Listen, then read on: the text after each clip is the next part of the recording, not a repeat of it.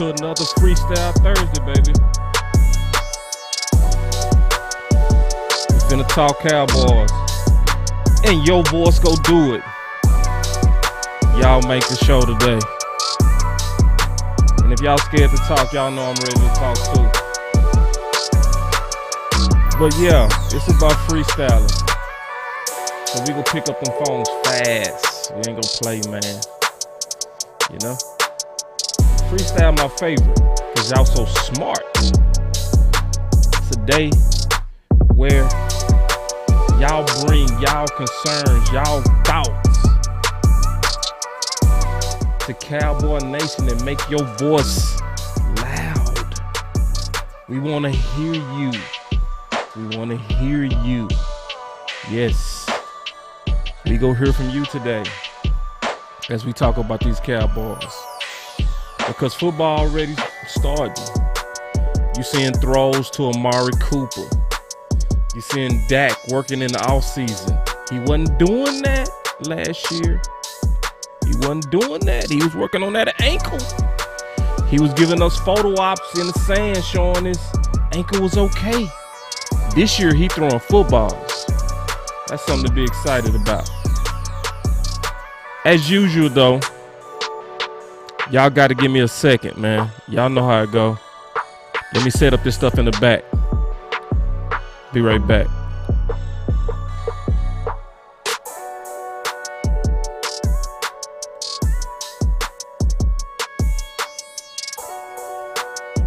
Oh, yeah. Same old stuff, baby. You already know. Gotta build this plane, man. Gotta do it quick too. What it is. Let me turn up this music while I build it. Be right back.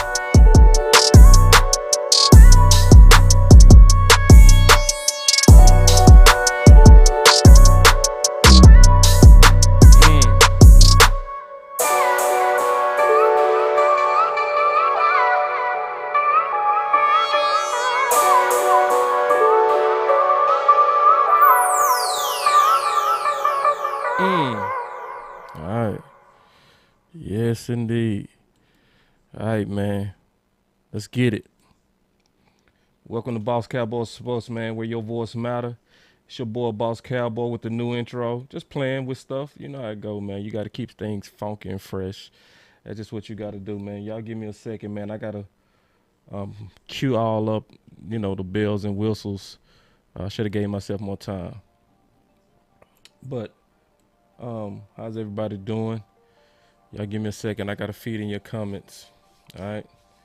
But this is a freestyle. So matter of fact, let's start it with the phones, man. Boom. Let's start it with the phones. Let's do it like that. We got the phones up already. Let's do that. We really freestyling today. So likely people just getting them notifications. So sometimes people be scared to call in early, but y'all call on in, man. Y'all help your boy out today. Because I got some new features, man. So with these new features, I'm going to need y'all help. There it is. I knew y'all was going to call in. Boss Cowboy Sports. Boss, what's going on, man? What's up, Marv? I knew I could count on you. What's on your mind? We freestyling.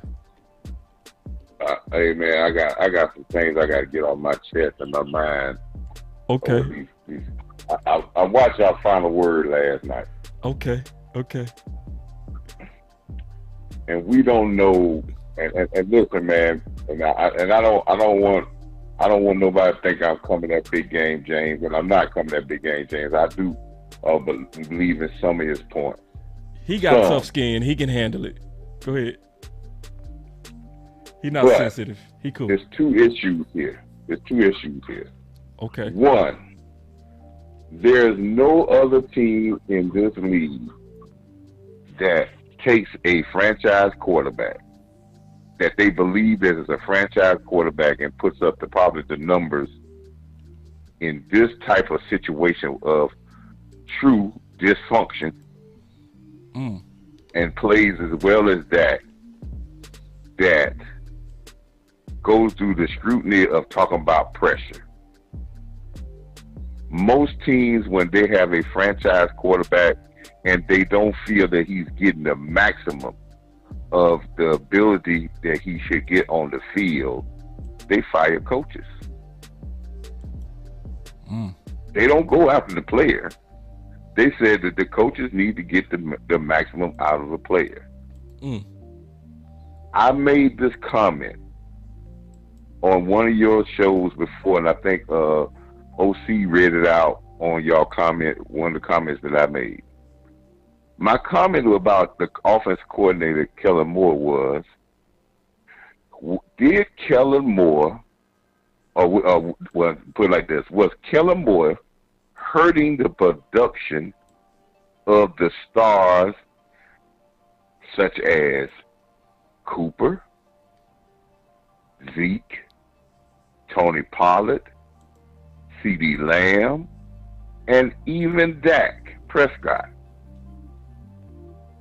Is he getting the greatest potential out of these guys that the organization has used big picks on and they have paid? Is he getting the maximum production out of the stars on the offense? Coach, can I answer that question? Yes. Hold on. No. Go ahead.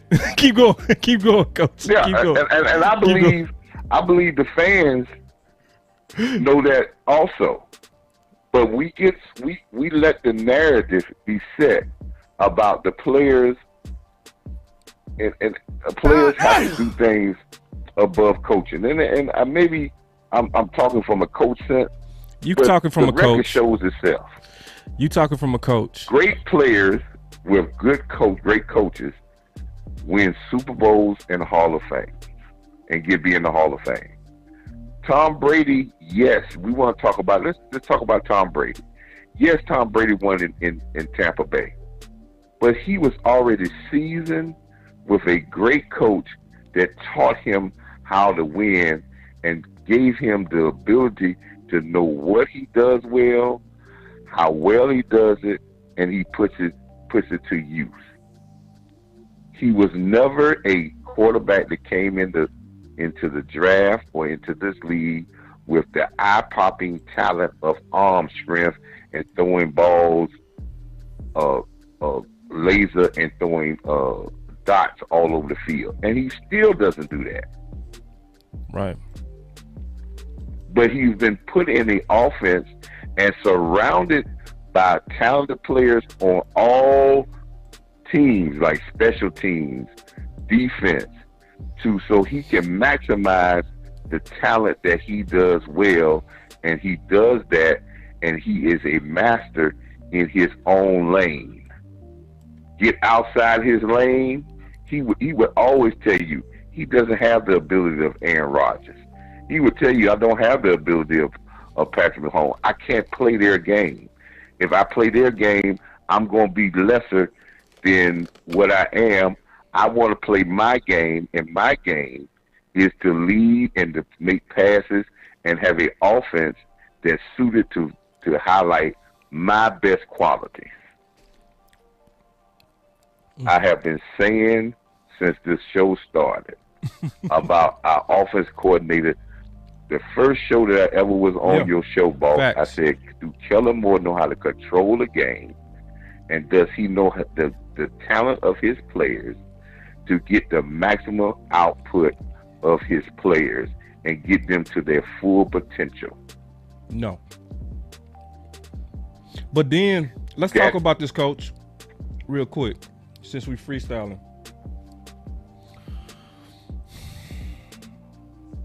Because I've been thinking even more about that Trojan horse that the OC said a long time ago. You remember that? Right. I remember that. And Kellen Moore scares me because I feel like he's just a tool of Stephen Jones. Yoga fire. You know? To where That's true. Without Stephen Jones, I really feel that he would likely be a lot smarter than what he is. But I think he knows the pulse of what his boss wants. and his boss wants to use this system to be able to favor guys or unfavor guys for money.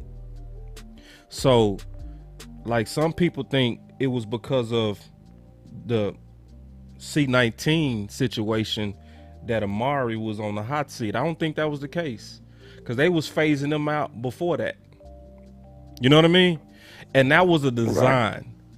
And so all the years before his contract year, he was getting good targets. Then on his contract year, all of a sudden it disappeared. So to me, I want us to put Stephen Jones in the conversation to Kellen Moore. You know what I mean? To me, because I know you are very smart and you're very strategic about making your voice be heard to get these ideas out there. And I think we got to put both of them in the same bag.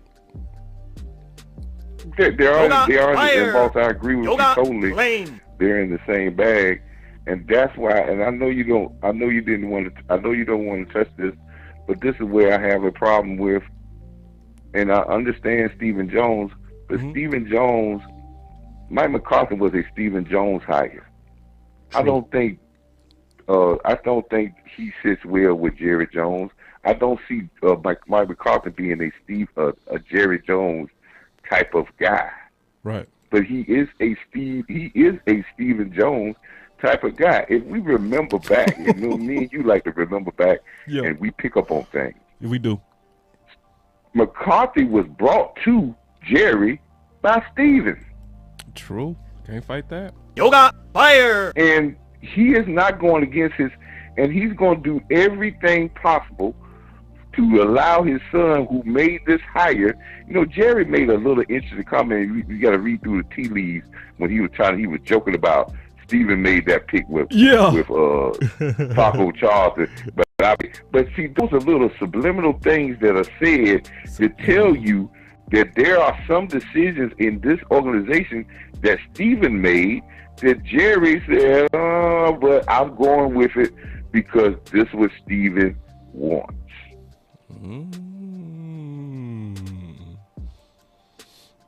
Because, and when we talk about the Sean Payton thing, Sean Payton had a relationship with Jerry, not Stephen. Stephen, when Sean Payton was coaching at the Dallas Cowboys, when he was with Bill Parcells, Stephen probably was just getting his teeth grinded to start working into the organization. So this is a Jerry guy. This is a Jerry type mentality guy. McCarthy is there, just like he says, he is always talking to McCarthy. He likes Mike. He likes Kellen. Facts.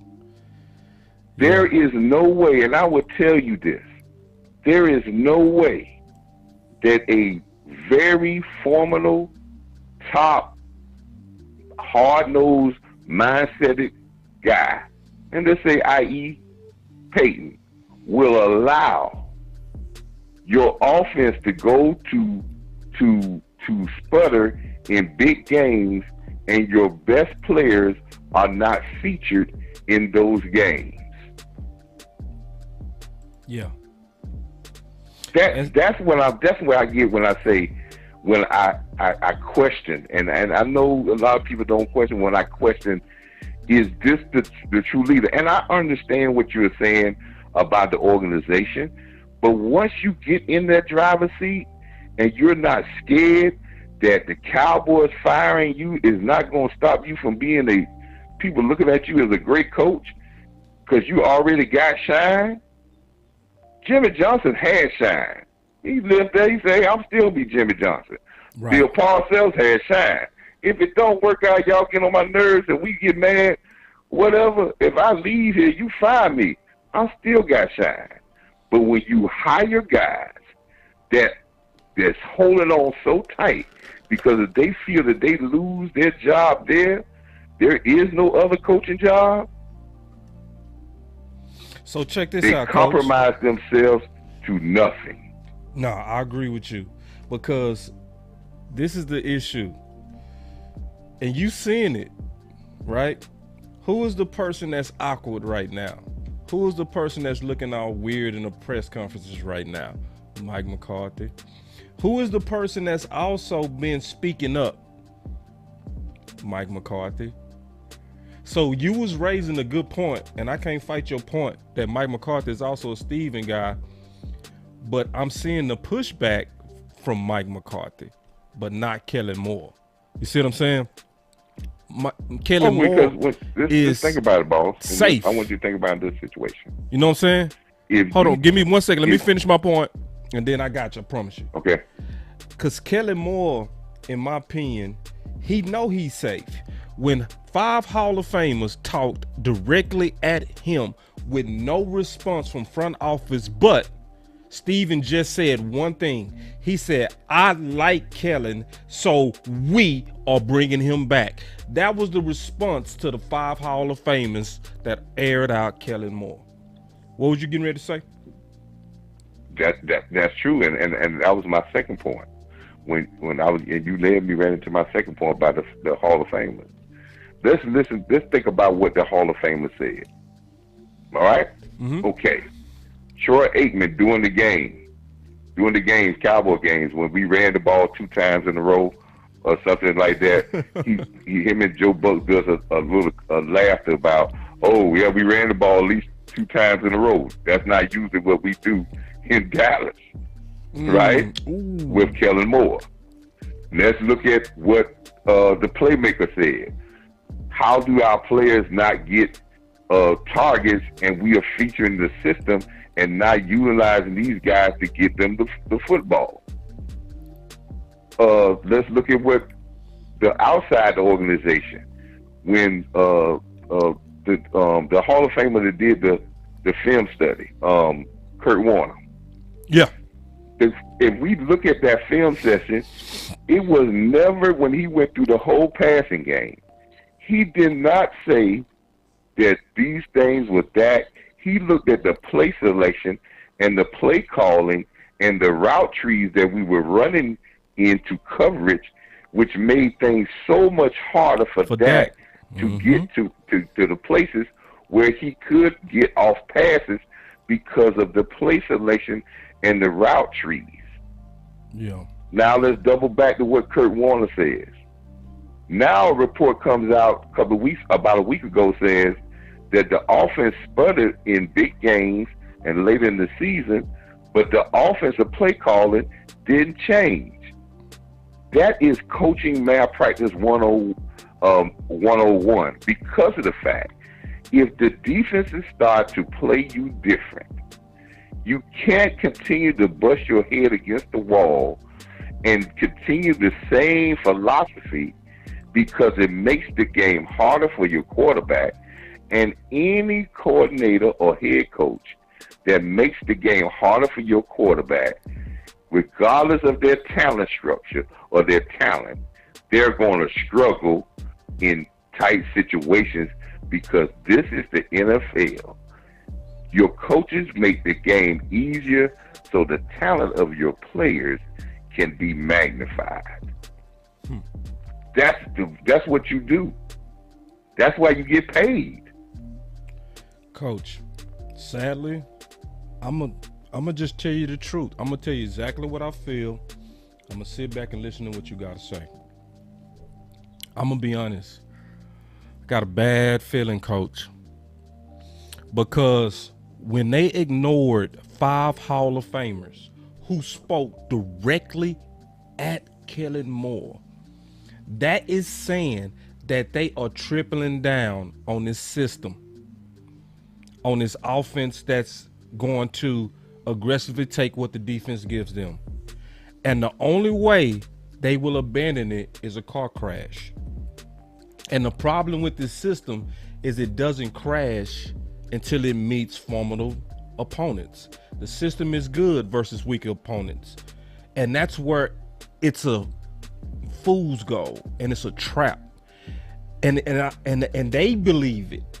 They don't care. Just like, and just giving you my honest opinion, just like he turned away Bobby Wagner, and we both know that his cap hit was only around $4 million, and he gave a tag to Schultz because it was his way. I think it's going to be the exact same thing on this committee system, and it's aggressively taking what the defense gives us systems. I think it's going to have to hit us in our face again. And I agree, boss. And you know something? When we changed the defense, and I want the Cowboys to think about this and think about this. Mm-hmm. When we had the defense coordinator before McCarthy got it, what's the guy named? He was there Mike for a while, Nolan. with all through Jason Garrett. Oh, right? yeah. You talking about? They came in when Mike McCarthy got hired. They kept most of the offense, but they changed the defensive staff, and the organization said that we wanted to bring in someone to enhance our defense and give us changes to our defense because Rod Melinari's style had become vanilla and been around so long that teams had really got accustomed to us, and we wanted to have a different identity to our defense. Well, the first defense coordinator they brought in, they didn't, do the 19-year, and that didn't work because he was not the guy. But they then brought in Quinn. This defense looks entirely different than it looked when Ron Marinelli did because they had to switch things up. Right. Let's think about this offense. Mm-hmm. This offense has had the same terminology, the same structure, the same basic play calling as I can sit in my living room and tell what kind of plays we going to run because this offense has been doing the same thing since the last offensive coordinator was there. So it's been the same offense for the last probably 8 to 9 years. So it does become predictable. It does become stagnated because it's the same offense, the same type of players. They get the same type of tight ends that they've been getting, the same type of players. So it has become. So sometimes a quarterback, if they're going to be great, has to have a different, sometimes we have to switch things up and have to have a new voice to get the best out of that player. Because if we feel that if Dak was to leave Dallas and get into another system, which I think if he did, and become a Super Bowl quarterback, that's telling you that a fresh start and a different voice and a change in philosophy and terminology could help you boost his level to another level where your talent will show. I think we're trying to say that we don't have the players. We have enough talent. Yep. But we've been doing the same offense. This offense hasn't changed, boss, since this offense had changed since Tony Romo left. And this is the same offense for 2 or 3 years with Tony Romo last year.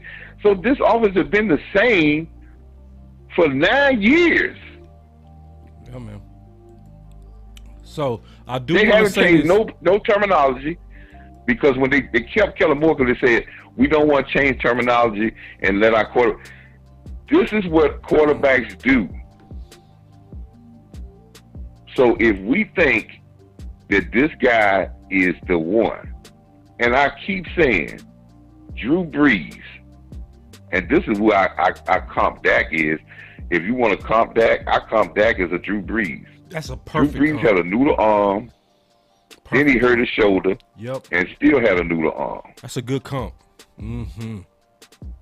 But he got with a coach that put him in platforms that he threw the ball the best, put him in an offense where he used his mind and used his leadership skills and his know-how to make him a Hall of Famer.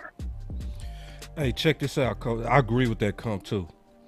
I want to address this comment with you, and then I want to talk about solutions, because obviously we're a solution-oriented show. We're not going to spend all the time on the negative. We're going to talk about how to fix this stuff, you know? But Mr. Keema said this. He said, Dak needs to be like Tony Romo and start calling his own plays and say the hell with the OC players. To a degree, I absolutely agree with that, Mr. Keema. What you think? I do, but I think one thing that Dak does better than Tony Romo, and this is Dak's best quality. He needs to get a little bit more aggressive, but the offense needs to be called a little bit more aggressive. But Dak protects the ball. Yes. And that's what makes him a top 3 quarterback in this league, because he protects the football. That's what makes him a top 3, because we can look at all these other quarterbacks, but even the Patrick Mahomes, he turns the ball over. Yes, he's a skilled guy, but the turnovers can get you in trouble if you turn the ball over. But I believe he needs to be pushed, and I've said this again. I'm going to let you go, but I know you got to go. But boss, I've said this before, and I've told you this on the show and in private. If Dak people are listening to this, you're going to follow Kellen Moore down a hole that's going to get you in a whole lot of trouble, because you have to understand that you have to become a better quarterback, and you have to be pushed better, because you have to be utilized in what is best for you. Because if you stay in your own lane, you will be a Hall of Famer. But if you have a coach trying to make you somebody else, you're just gonna be good. Don't go yet, Coach, because I want to go through, unless you gotta go, but I want to go through solutions with you, right? Okay. So I was thinking today, okay? I was just thinking that they do listen to us, okay? We know that, Coach. Mm-hmm. The voice of Boss Cowboy Sports, especially when it's blended with the final word, we have massive reach.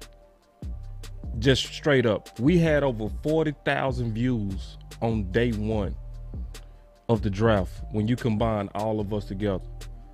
40,000 views of day 1 of that's a whole lot of influential people that listen to us, Coach. So this is the issue, talking about solutions. I think there needs to be a middle ground. And this is, if I could tell them this, just like you spoke to Dak right there, I want to speak to the organization and say this. I think a real offense is going to always have change-ups. Major change-ups. Right when you think you figured us out, and right when you think that we getting ready to come out there aggressively taking what the defense gives us, we need to switch it up and become, on occasion, a offense that actually goes through their playmakers by design. And that builds in a change up. So you have your fundamental system. I'm cool with that, because everybody got to have a foundational system. But you also got to build in multiple layers of change-ups to aggressively target your playmakers on occasion, and especially big games. I think that would be the ultimate compromise that they should do. You know something, boss? I think that solution right there is the key to getting consistency in our offense. I have one. You gave one. Let me give one. Right? And this is speaking to the organization as well. Look at your success of your team's offense. Hold on, Coach. Hold on real quick. I got to block this dude. I'm sick of you, man. You're not going to disrespect Coach like that. I'm officially blocking you from my channel. I'm just sick of this negativity and how you come at people. Everybody know who this is. This is Coach Marv, a former head coach who gives us his valuable time, and you just called this man a dog. Now, bro, you is blocked, and I'm not gonna want you on none of my pages. I don't need people like you. I'm sick of it. Go ahead, Coach. Yes. my plea to the organization for a solution. Look at when your offense was clicking. Not only this year, but previous years. Take that blueprint and make it your identity and enforce your will to make sure that you stay to that philosophy.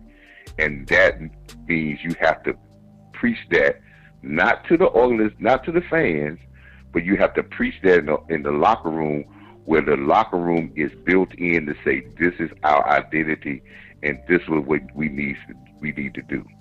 Oh, and hold that on. is Hold on. and that is Hold on. I'm sorry, Coach. He was talking about the actual dog. Man, say, boy, you was finna get blocked. I'm gonna put you back. All right, because I ain't dealing with people disrespecting Coach. He go too hard. All right, go ahead, Coach. I'm sorry about that, man. and that is, I would like for the Kellen with this draft and the mentality of the players you drafted to add a physical presence to your offense at all times and stay committed to it, even in big games. Yeah. You ain't got to be, just like when you say change it up, you don't have to be run, pound and ground, but have a physical presence and preach that to your players. So if they're not physical, they don't play. Yeah. So that's accountability of having that. Because when I say that, boss, is when you preach a philosophy to a player, a philosophy or a identity to a team in the meeting rooms and on the practice field, it converts, because it moves in and it becomes a part of the player in the offense or defense, and it becomes their identity, and they know how they can correct themselves in a game when it gets tight. And they know when they're not doing these things, they know where they went wrong, so the next game they would correct themselves. So add a physical presence to your offense. Now, how you do that is you check the history of how you have done well, and that's your stars 8, and you kept them involved, but you kept the main guys in focus in a physical presence. You always let them touch the ball, and you physically impose your will to get things. The identity is there, boss. It's there, and I just don't understand a blind eye to it. But I think what comes in, and I'm gonna say this, and this is the reason why this has a hard time happening, because of the star.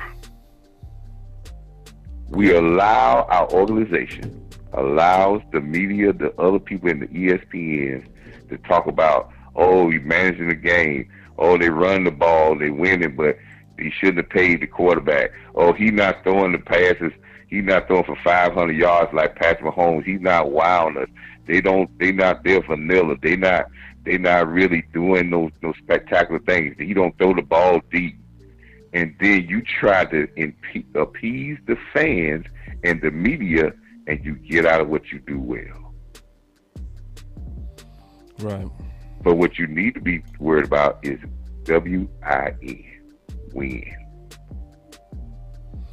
Yeah, Coach, let me take some more calls. If they get scared, then call back, and then we'll just continue our conversation in the public, right?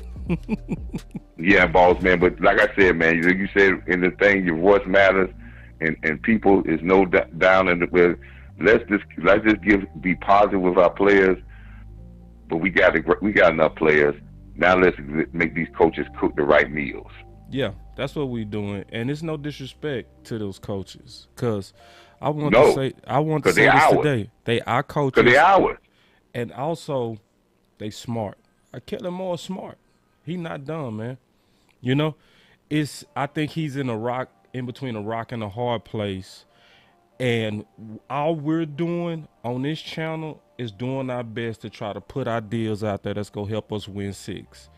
And it's no way anybody would love this team or loves this team, right, and think that we headed in the wrong direction and then go about it quietly. To me, that's not love. So Coach Marv is coming in the spirit of love. So am I, as we challenge some of the things that we disagree with, that we think are warnings and risks to us winning 6. That's all it is. We're just trying to make sure that our Cowboys are prepared and do what we can do, because they're ours. Win, lose, or draw, they're still ours. Right. That's it. That's all it. right, boss. All right, man. That was Coach Marv. And also, M4 Madman, I publicly called you out. So I also publicly apologize. That was my error. I misunderstood you. I thought you was calling Coach a dog. And, you know, I was wrong for that. So I want to publicly apologize for doing that.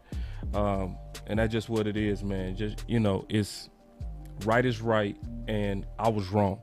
So as soon as I figure it out, I'm gonna add you back and forgive me. Hopefully you forgive me for basically going off on you. But everybody understand that I try to have a channel as much as possible to where our voice matter, but we need to be respectful of each other. And I just thought he was being disrespectful to somebody that we all got respect for, which is Coach Marv. And everybody saw sometimes me and Coach disagree.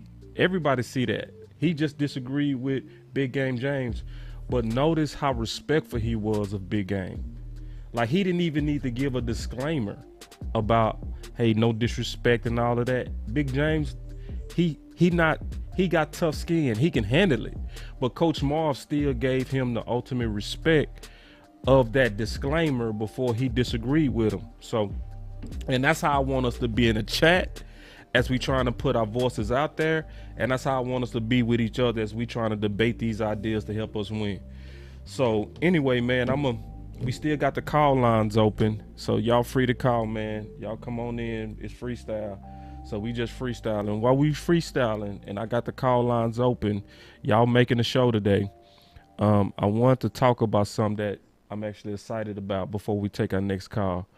Boss Cowboy Sports, the book, hit on a record amount of draft picks and undrafted free agents this year. The book predicted the first, second, third, fourth, 2/5, and an undrafted free agent. That's the best ever. So that's saying, hold on, caller, give me 1 second. I just want to finish what I'm saying. I'm proud of that, but that's also more so because I debate with you guys, right? And y'all really do help me hone down my thoughts, right? So this is Boss Cowboy Sports, where your voice matter. Go ahead, caller. What's up, boss? What's up, man? Who is this? This is D Shift, bro. What's up, D? What's up, D? D, I was listening to the show the other day, man. You was going hard on Philly, man.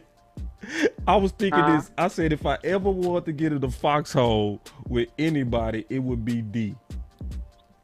Yeah.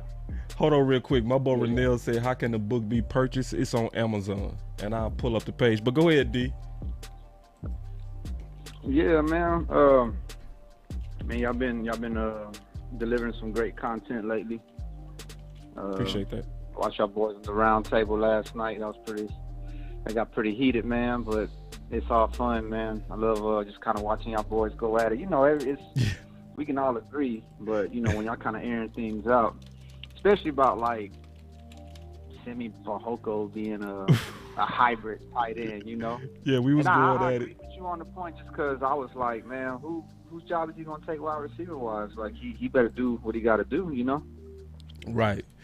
Yeah. That was a hard debate. Like that tight end really screams, you know, that's you're not in a position to where you do. I mean, you can experiment basically. You don't got a number 2 tight end right now. You don't got nobody locked in. You don't got a number 3 that if you let him go, you would lose sleep over it. You know. Right. Yeah. So well said. I needed you last night, dog. I needed you last night. So Good point. And it was another point that I was also trying to raise, but we were so in the heat of it, it never came out clear.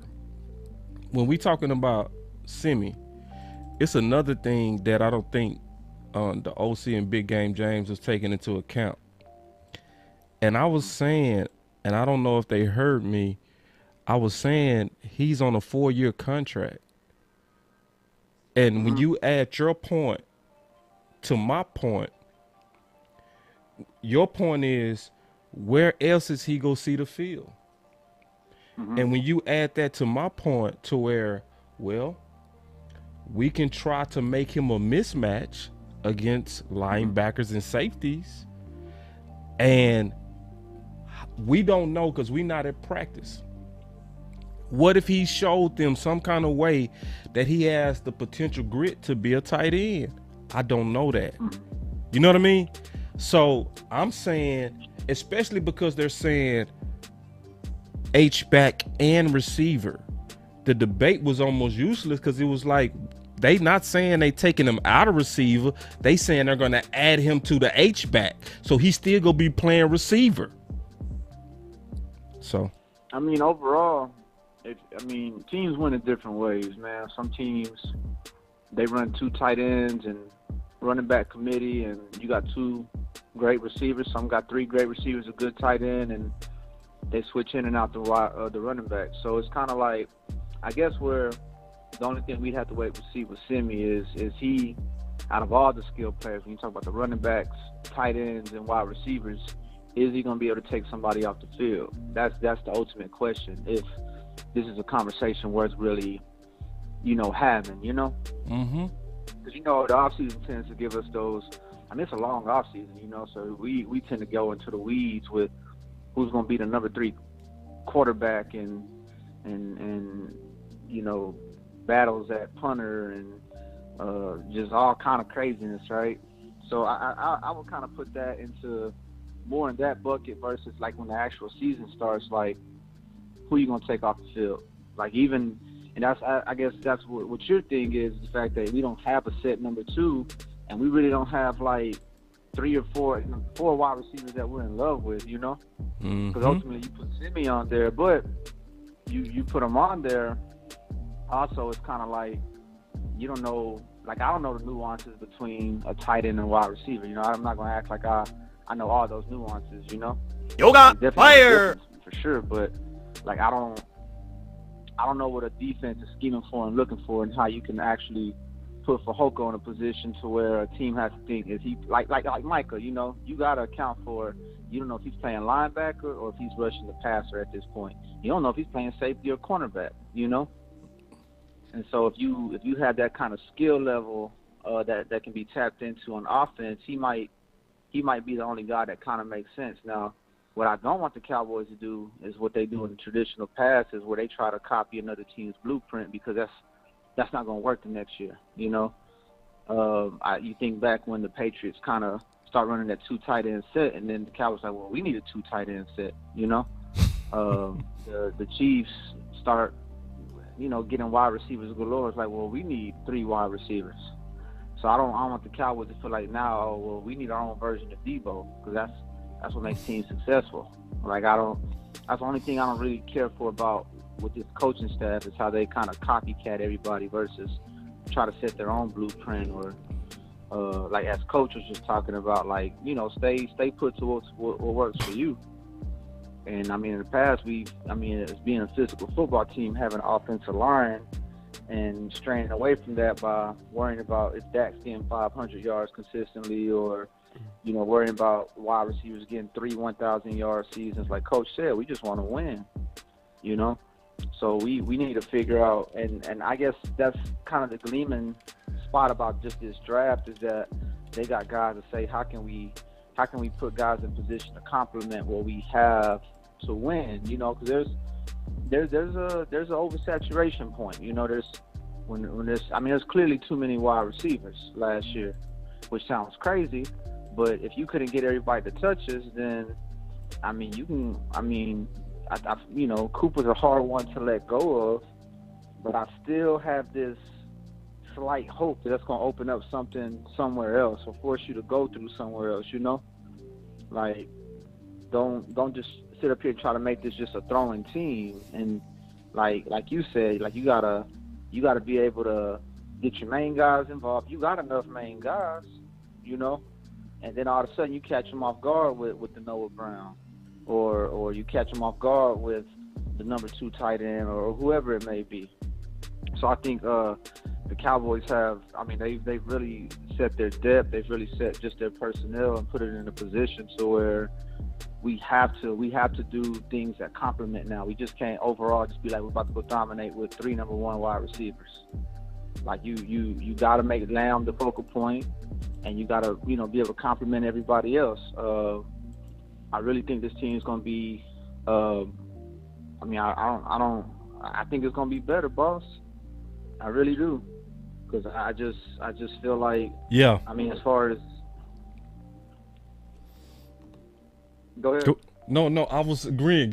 Keep going, bro. No, I'm not rushing you. Yeah. No. Just when you talk about just these young guys coming up, you know, like these young guys we got a lot of 1, 2 year, 3 year guys who, like, they're about to take another step.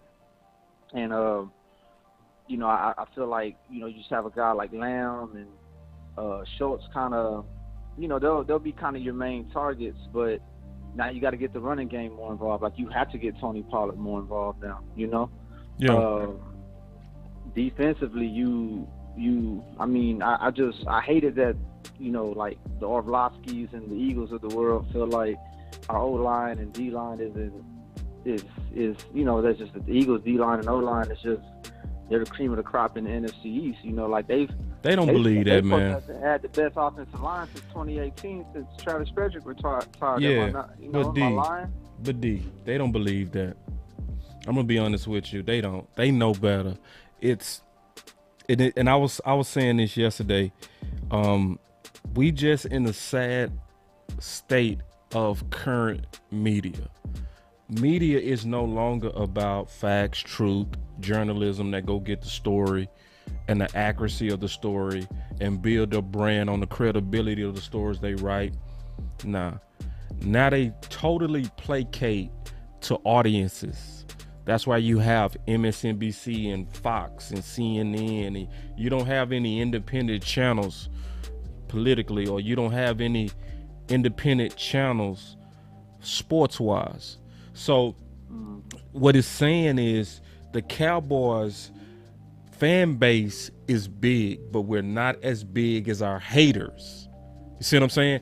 The hater market for the Dallas Cowboys is so massive that they just placate to them because they're fiending for bad news out of envy. Like Eastside Herald. Like, he went on my post talking about Jalen, talking about he's from Southern Alabama. Now, I laid out all these cases, showed nothing but film with him versus D1 schools. But he want to hate us so bad that he could only concentrate on what was negative.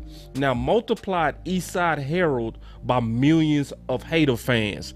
People that hate us, that's Panthers fans, that's Texan fans, that's Philly fans, that's New York Giants fans, that's Jets fans. That's just as big as we are. People hate us even bigger. So you got people like him that's gonna cater to that. You know what I mean? So he know better. Yeah, he not that dumb. I promise you that. Sure. Yeah. No. I mean, I don't. And then I guess, you know, I don't know. We shouldn't let that really, like, be something that we give energy to, you know? But it's just, I don't know, man. Like, I mean, it gets tiring in the offseason. I like, for me, if I got swept like the Eagles and the rest of them teams, I don't know how I could talk. Like, it'd be hard, you know? I guess all we could do really be like, we got 5 Super Bowls. But other than that, you know, I don't know, you know? And I guess, you know, you're going to talk back, but I just, as for this team, like, before the draft, when we drafted, like, man, I wasn't down at all. You know, we got that offensive line. Like, I've been banging the table for offensive line. You know, I was one of those people who felt like defensively, I was ready. I think we even had a conversation about it. You know, I was like, defensively, I'm ready for this defense to be dominant, but you still have just these little moves offensively you can make. You can get you an offensive line in the first round, and you can get you a guy in the third round, and he'll be suitable until Michael Gallup comes back, and this wide receiver core will. I don't know. You had room to kind of to dial back this wide receiving core because when we were winning, we were ultimately just running a lot, right?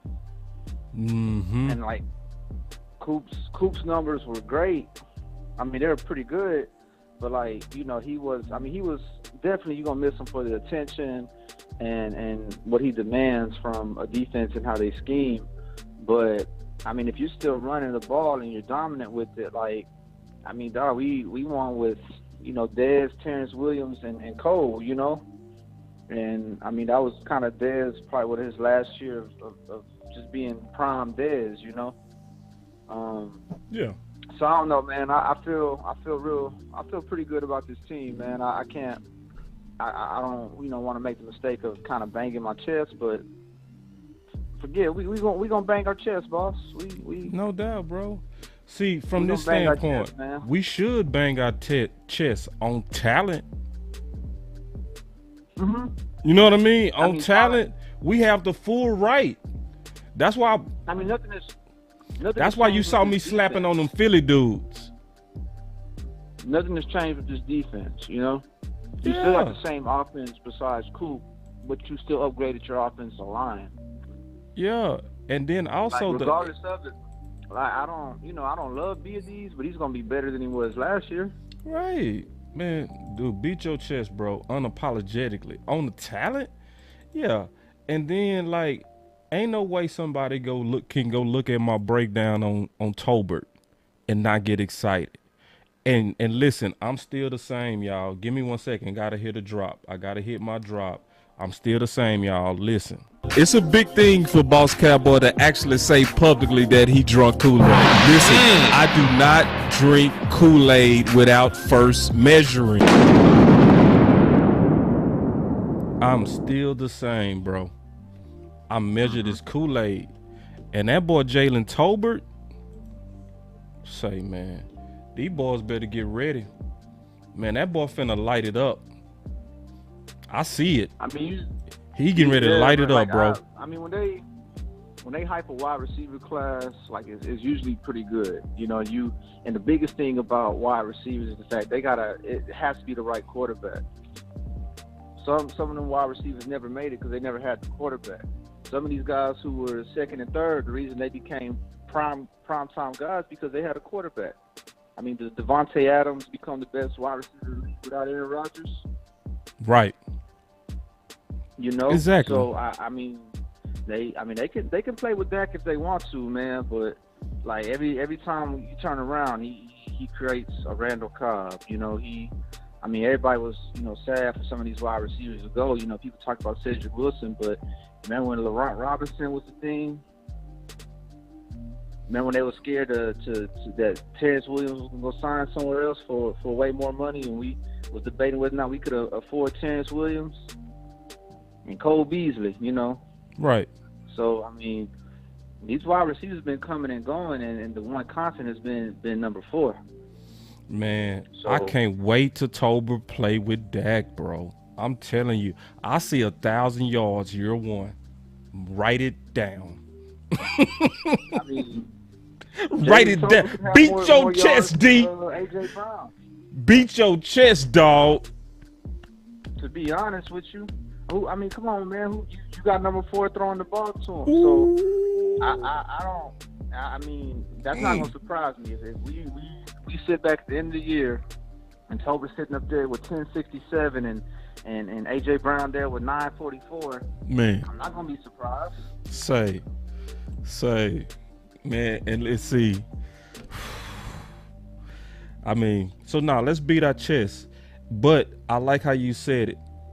We also need to continue to hold front office and play calling accountable, because we're not talking about Quinn, right?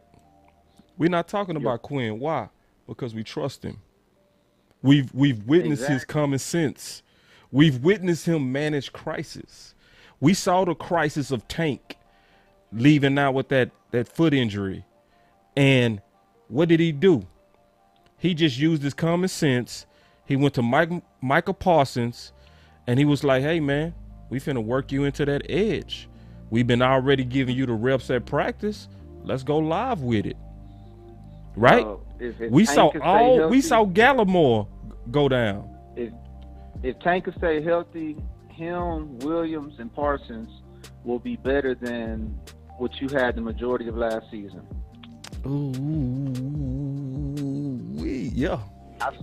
And the reason I say majority, because the majority of the season, we was playing without either Tank or Gregory, so we never really saw them three together. We didn't. We really didn't. You right. So that's when we were riding high. We went on what? We went what? 6-1. 6-1. We were 6-1. Without your two premier DNs, and we didn't even miss Tank out there. We had Terrell Basham and Doris Armstrong started. Bro, we didn't even miss Tank. We was so cocky from Quinn. It was boys out there saying, well, should we trade Tank? Man, it was all kind of blasphemy. That's the confidence we have in Quinn, though. Right? And all we doing is we trying to make sure that Boy Genius is actually really Boy Genius. You know what I mean? And I'm going to say this the whole offseason. If you drafted in your first pick a guy with sloppy technique but can do one thing very well, and that's run block, and you air it out all game, I'm going to lose my mind. Yeah, for sure. I'm gonna lose it. I'm gonna go crazy. Man, even if we win. Boss, I know they hear you out there, man. So just keep that voice pumping, bro. Yeah, you too. That's why we freestyling, because this subject came up because of you, big dog. Yes, sir. Let's keep our voice mattering, brother. Yes, sir. Let's keep it up, man. Good call. That was D Swift, man. D Swift always brings that funk, man. I love D Swift knowledge, and they the type of guys that literally give me a break when I can just sit back and listen to the fans, these smart fans, man. We got the smartest fans in the world who know football. Boss Cowboy Sports, Freestyle Wednesday. What's up, boss? I've been calling it Thursday. It felt like Thursday. Yep. It felt like Thursday. It's Wednesday. I'm so sorry, y'all. I had to holler at you before I went back from break, you know? What's up? Let's go. I'm at work today. So. Let's get it. Oh, boy, was spitting some fire at you, homie. Oh, yeah. D go hard, man. All the time. I love his calls. All right. Okay. Somebody said, catch me up. Who, Mac Jones? We just freestyling, man. So it ain't no particular topics right now. I got topics I'm going to talk about, but before we always do that, you know what I'm saying, this is Freestyle Wednesday, so y'all making the show. But go ahead, man. What you got, Durr? Yeah. All right, I'm going to expound on what you were saying about Tolbert, okay? My opinion, where I'm a little bit higher on Jalen Tolbert, is because what does Dak always say? Pressure is a privilege, is it not? Okay? What's it? He always says pressure is a privilege, okay? Mm-hmm. So he knows he's, in his second year of his contract, right? Yeah. Okay. And he got him a new toy. And what did he do? He called Jalen himself. Yeah. Why do you think he did that? Because he won't be on the same page with his new toy. Okay? What do you think he's going to do now that he's got him a new toy? He's going to light it up, along with Lamb, along with James Washington, along with Tony Pollard, along with Zeke, and along with the running game. And we'll get that running game popping. And watch Jalen Tolbert go for 1,200 yards. Yeah. I think it's going to be something like that. How many touchdowns? Hold on. What? Lamb go for 11 touchdowns. Ooh, whoa. 1,300 yards. Ooh. Watch Zeke pop off 160 yards each game for the next 6 games. And watch Tony Pollard pop off another 100-yard games right behind that. Okay? Watch this offensive line, and this offense get real nasty with these teams. You want to keep hating on Dak? You want to keep hating on this offense? They fixing to show you. They ain't nothing to play with. They're going to say it loud and proud by points, period. They're going to put it on you.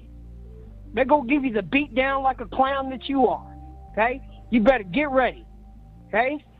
And that defense is going to be twice as nasty because you're going to have Ridgeway in the rotation along with Damone Clark when he comes back sometime in the season, whenever they may be. Whether it be towards the end of the season, trust me, he's going to be revved up like a revved-up Ferrari, okay? And I'm going to say this.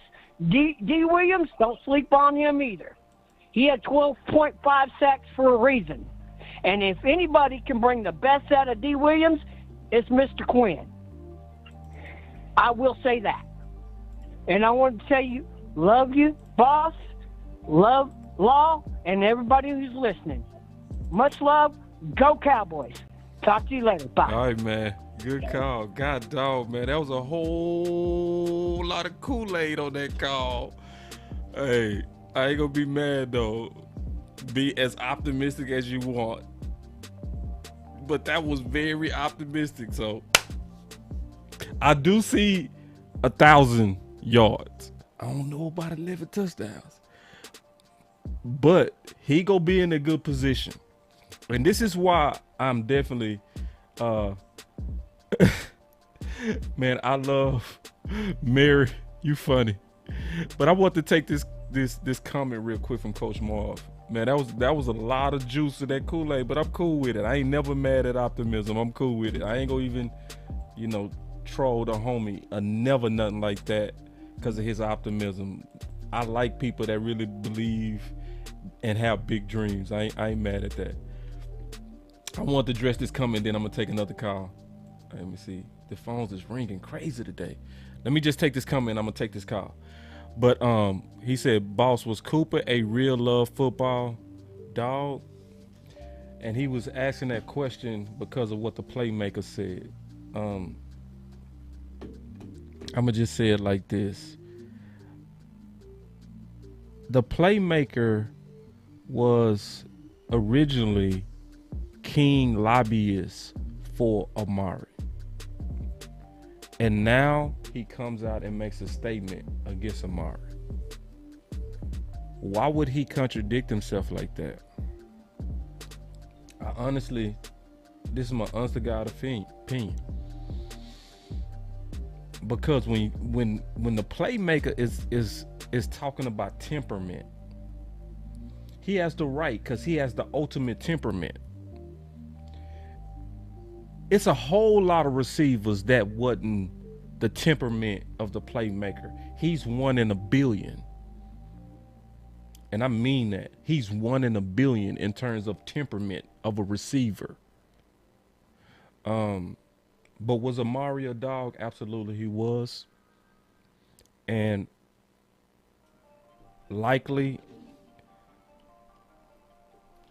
the playmaker, he knows Jerry Jones. And he's likely working on behalf of Jerry Jones on public relations. Y'all listen to me, man.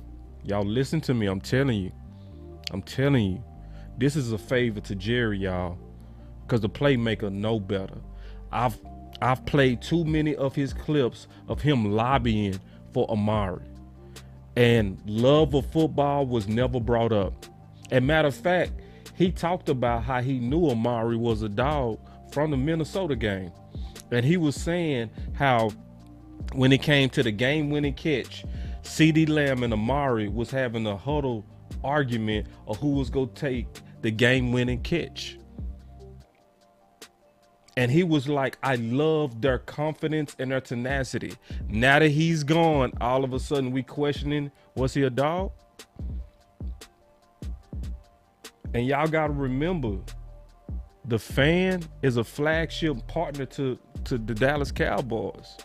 So occasionally they're going to push their messaging through them. Just know that. So I'm not gonna question a guy who played consistently banged up at a high level. I'm not gonna question his temperament. I'm not, and I don't. Because West Coast, my brother West Coast, showed me pictures of blood coming out his ankle, and he still was giving it up for us. For us. Nah, I have no questions about Amari, and I wish him well, man. I really do. Taking the next call. Boss Cowboy Sports. Boss, this is Thomas again. Everything. You was breaking up. Say that again. How's everything going so far? That's good. It's good, man. Just freestyling. I thought today was Thursday, and it's Wednesday. That's how you know, man, you've been grinding. But go ahead. Yeah, man. I've been listening. I'm listening to your chat right now, and something shot through my mind. It really did. What's that, big homie? Man. You may just hear what I'm about ready to say, but a lot of Dallas Cowboy fans are guilty. They are. For the last couple of days, everybody's been saying stuff about Dak. Everybody's saying, the pressure's on him, and, blase this and blase that. But everybody failed to forget on what Dak said a while back. Everybody is failing to forget those 4 words he said. Pressure is a privilege. Right.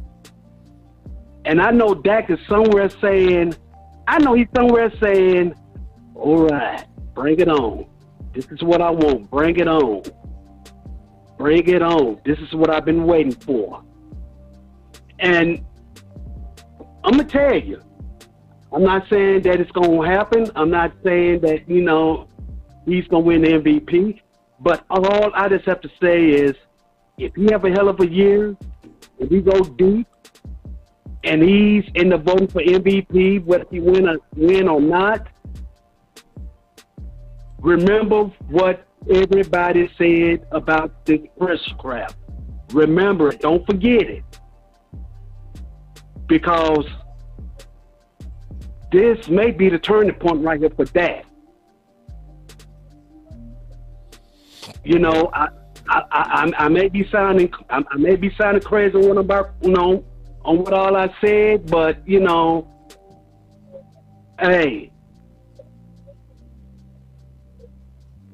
the media they probably don't woke up a wolf that has been asleep for a while. And this is what we need. Yeah, man. It's for that wolf to be woken up, huh? Yeah, well, I say this, and I got respect for people that make their opinions known on Dak, because I know a lot of people make their opinions known on Dak and they don't mean no harm. They really just holding them accountable, right?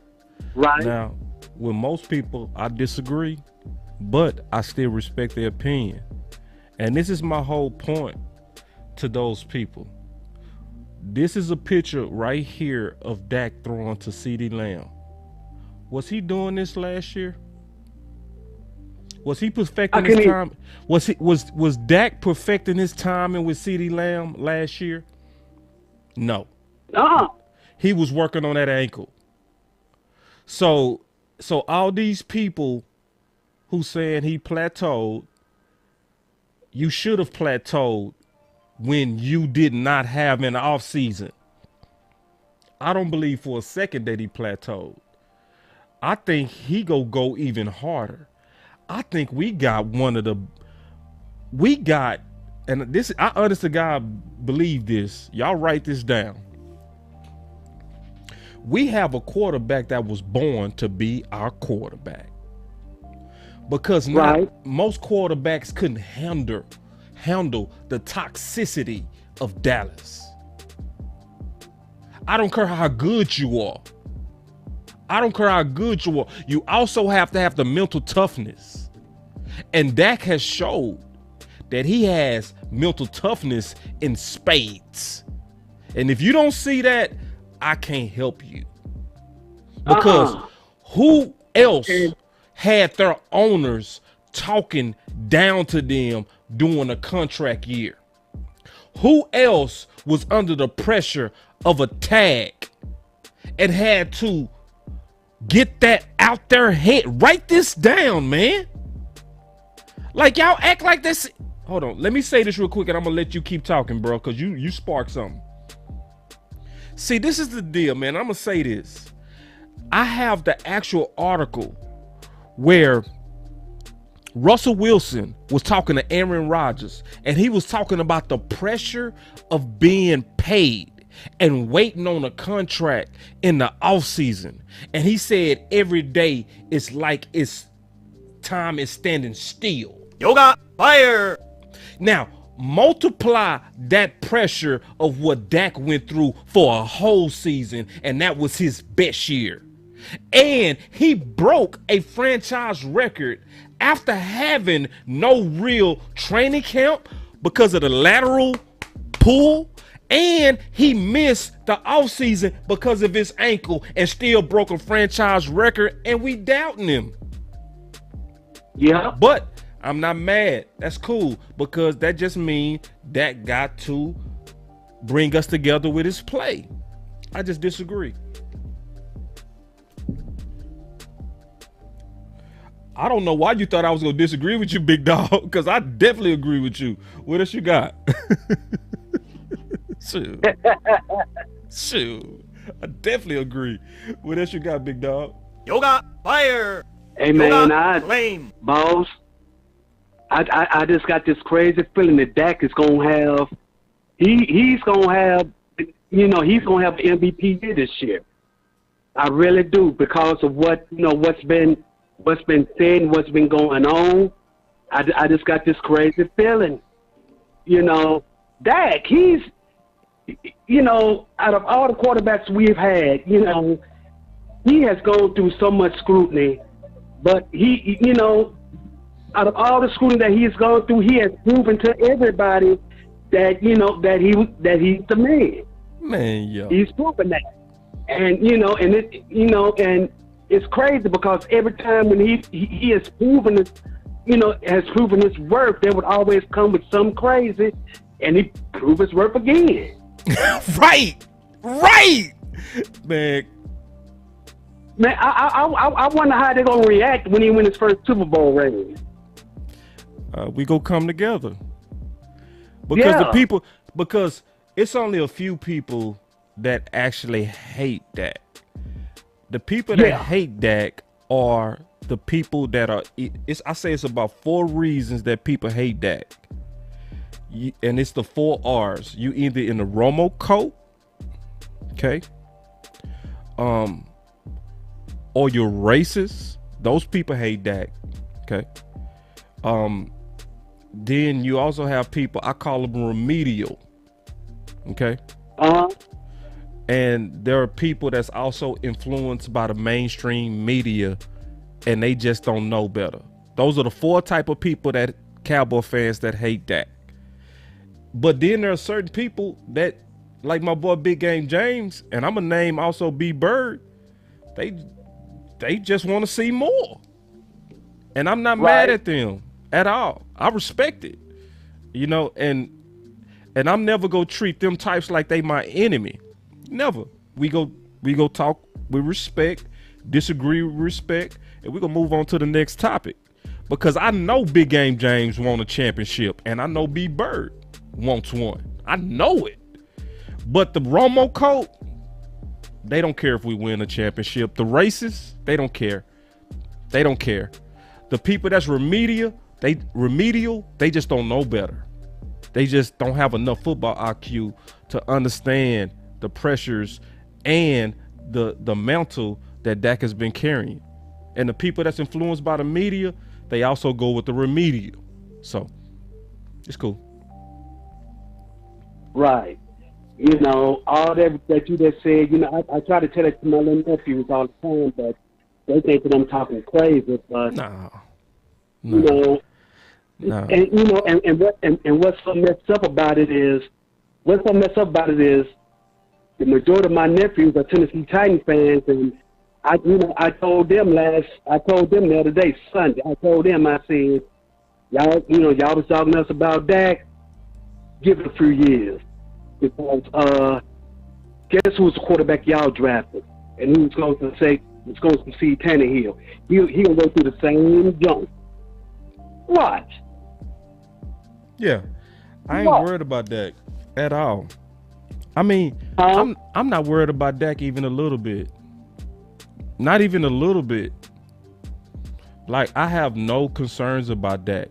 I know Dak is a dog. Dak, he's a super dog. You know, and I saw that. I saw that going back to his college days when I used to watch him every Saturday. Exactly. When Mississippi State was on TV. Man, you couldn't watch Dak in college and not know he was a dog. How he went at Alabama by himself. And people need to go back and watch them games and count the all-pros that he was going against. Man, boy, that Bama's defense was nasty, and it was just Dak. Man, Dak. Right. I ain't worried about it. Like, I mean, it's a reason. Like, it's a reason why all these Hall of Famers didn't bring up Dak when they was critiquing our offense. They didn't even bring up Dak. That boy Kurt Warner did a whole film breakdown that wasn't about Dak. Emmitt Smith literally talked about the problem is Kellen Moore and creativity. Aikman literally said that they need to target their playmakers more. And so did the playmaker himself. So I would really want our fans as much as possible to pay attention to all the tea leaves. Jimmy Johnson also talked about Kellen Moore and play calling, not Dak. So, I mean, it's one of those things to where I'm certain if they change their offense to an offense that's star specific and star targeted and not system driven, man, we will run it up with ease. Because nobody can tell me that it was smart to not. Don't get me started, man. Go ahead. You keep going. I like this call. You know, a caller had called in earlier, and you know, he was talking about how successful we was prior to all of this when we had our powerful running game and everything. And he had a point. And, you know, I was listening and I was like, hold on. That was our bread and butter for over 60-some odd years. Hell, we won 5 Super Bowls off of what he's talking about. Right. Went to 8 Super Bowls off of what he's talking about. You know, we need to get back to what made us successful. You see what I'm saying? Totally. You know, I know, you know, don't get me wrong about the sexy toys we got, but still, we can't forget about what made us successful. Yeah, but we gonna be good, man. Let me take some more calls, man. I really enjoyed talking to you, man. All right, bro. All right, man, and also call back, man. As long as we open these phones and it's freestyle, call on in. Y'all make the show. Cool? All right. All right, cool. All right, so here we go, right, man. All right, so I'm going to call my boy Marcus. I see Marcus called in. I'm going to call you, Marcus. We do too much work on Twitter for me not to call you, big dog. I got to call you, homie. Hopefully. Your call has been forwarded to an automated voice messaging Come on, Marcus, system. you got to answer the phone, 2 dog. 4 I'm gonna call you again, man. Answer your phone, brother. Answer your phone. If not, okay, hold on. I'm gonna call you again, big dog. If not, I'm gonna call Juan because Juan is burning it up. All right, there it is. Marcus. Hear me, Paul? Yeah. What's going on, man? What's up, man? Shoot, you one of the dudes I call. You know what I mean? Yeah. We do too much work on Twitter for me not to call you, bro. What's up? I want to get on that Prescott discussion. Let's go. And it's really not about Dak Prescott. It's more about Kellen Moore because, like when you talk about Dak Prescott, you need to align Kellen Moore as well. Right. I feel like the offense will go when Kellen goes. I feel like the teams that more are average. I feel like we don't have issues, beating those teams. It's more we play more complex defenses with like top 10 type of caliber defenses. I feel like Kellen Moore struggles to adjust. He less leans on the run game, and that's like that should be our bread and butter. Is when we run the ball with Zeke and Elliott, and now we have we got left guard who has a high rating with 93, the Pro Football Focus. Yeah, I feel like they run the ball, they can have a lot of success, and that'll make the game a lot easier for Dak and Kellen Moore. So I feel like Kellen Moore, he's going to be the driver of the Cowboys' success on the offense. Yeah, I definitely agree. Facts. Yeah, I think and I'm also got to put a little bit on Dak. I do. Yeah, I did change it. Sadiq would say, boss, today is Wednesday. Hold on, is my title still saying Thursday? It is. Let me change that. God dog. Thank you, Sadiqa. I changed the thumbnail. I didn't change the title. Thank you.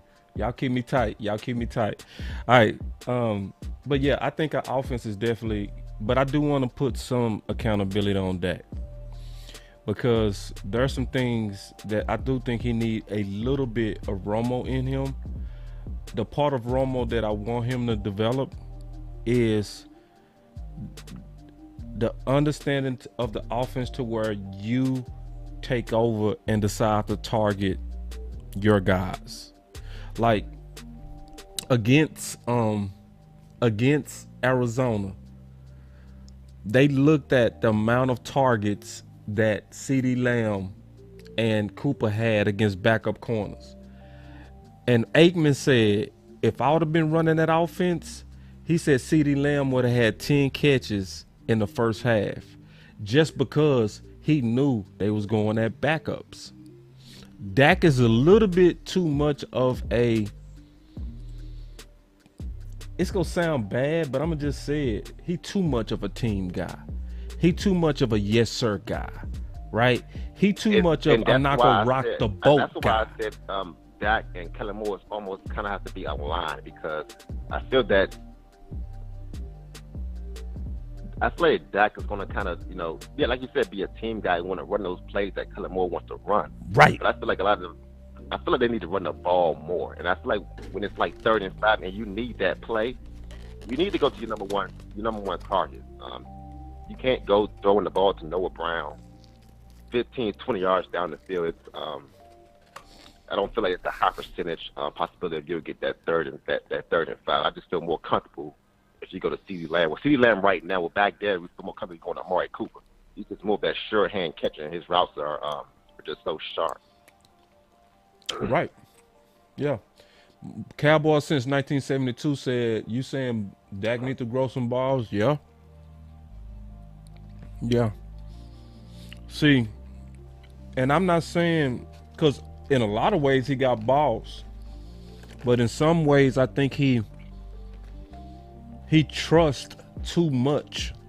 Like for instance, this is the perfect example. You remember that Philly game in 2018 when Cooper and him was having that argument in the huddle? Yeah. And Cooper was telling him, he said, man, they sitting on our routes. And Dak told him, he said, man, just do what the coaches say. Now, Cooper was right, man. They was sitting on their routes all day. and Scott Linehan was trying to methodically go up and down the field to control clock. And Cooper was like, we need to strike these boys. They sitting on us. And Cooper broke the huddle mad.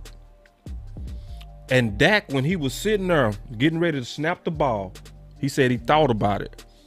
And he checked to him to run a fade, a go route. Touchdown.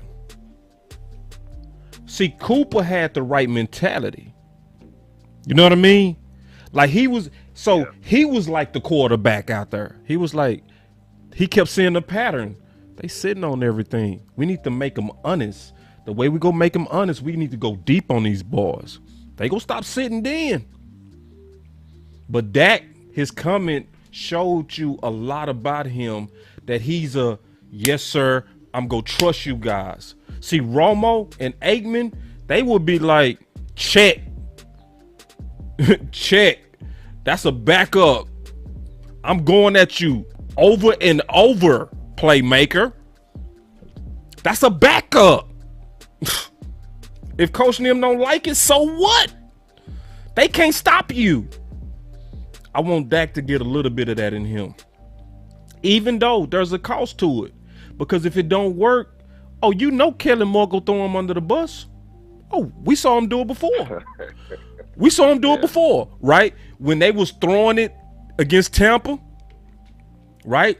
And they kept saying, why would you throwing it so much? Why would you throwing it so much? Kellen Moore said, did he fall on the sword? Nope. He was like, well, you know, we had some running plays. Dak was checking out. Yeah, but that's the cost. That's the cost. You got to fall on the sword to win. You got to be like, hey, bro, I take the heat for my decision. I do want Dak to get a little bit of that in him. I'm dead serious. Because that's a high call. That is a high call. For you to actually know your offense to the point to where you almost like an OC out there. But that's the cost of doing business in a dysfunctional Dallas. Yeah. So, but let me take another call, Marcus. I'm going to start speeding up the freestyles, man, so we can get through, man. We got a lot of people calling in, man. Thank you. No problem, man. All right, catch you later. All right, brother. All right, so we got the phone lines open, man. We still freestyling. And there goes another one. Boss Cowboy Sports. Big homie. It's Renell, man. Oh, man, let's get it, dog. What's up? Bruh. You said show the book. Call me Gary Sheffield from left field. Hold on real quick. Let me show this book because you told me to show the book. This is where you can find it. You ain't seen the comments. I done purchased it, bro. Oh, you just purchased the book? Oh, I done did it. Okay. When you said Amazon, my fingers went to moving, bro. Okay, cool. Because this is the good news. I updated it. So you got the most updated version. All right. So, okay, cool. Yeah. So for those who purchased the book, it is updated with the ranks that I had the final week of the draft. All right. So all those ranks that I posted on Twitter, it wasn't updated until today. So anyway, so anybody that's interested in purchasing the book, it's at Amazon. And I'm telling you, this was one of my best years and also one of my hardest years. Bro, I hit on 1, 2, 3, 4, 5, 6, 7. 7 people that's on our team was in the book.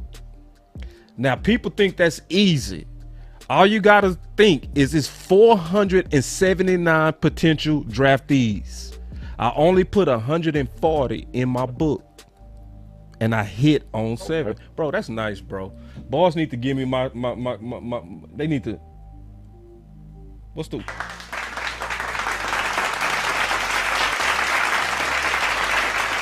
So Pete said, what's up? You know I always love to flip it, right? Yeah, flip it, dog. What you got? It ain't just Freestyle Wednesday, bro. Because I see your attire and your outfit, bro. It's White Beater Wednesday, homie. White Beater Wednesday. Show the muscles. Show them guns, baby. Show them. You see me over here with the white beater, bro. You have to call me out, dog. Bro, I couldn't resist, dog. You have to call me out with the white beater, bro. You listen. We freestyling, bro. Let's act like it, bro. You'd have to call me out, boy, and say you wrong for that, big dog. I had to, man. Hey, but check it out. So, but I listened to the final word last I'm gonna night. put on my lokes on that, bro. And I came in a little late, so I caught the tail end of Coach Marr. But I heard Daryl. I heard the two gentlemen after him. And they've been talking about Dak. You argued with Big Game James last night about Dak. You argued with him last week about Dak. Yeah. And one of the things that I recall that stuck out about the call last night is something I've heard you say a couple of times over your videos of the last couple of weeks is the fact that you said during this off season, things have been super quiet about Kellen Moore, right? Mm-hmm. And I agree. It's been too quiet. Why? Because that's their pet cat. Facts. But when I did a little digging, I got my hands a little dirty. I recalled going back to March 24th. Do you recall what happened on March 24th? I'm pretty sure you don't know what happened on March 24th, but you do. On March 24th of 2022, the Dallas Cowboys hired Brian Schottenheimer as a consultant and assistant to Dan Quinn and Kellen Moore. So when I went to do a little bit more digging, right, I decided to look at the resume of one said Brian Schottenheimer, who, by the way, fire. This is a selfish plug at the moment. I had the opportunity to cook for his father, famous coach Marty Schottenheimer, years ago at a restaurant I used to work for. But as I dug about his son and I looked at his resume, right, his coaching history shows me that he's never held a position that has anything to do with the defensive side of the ball.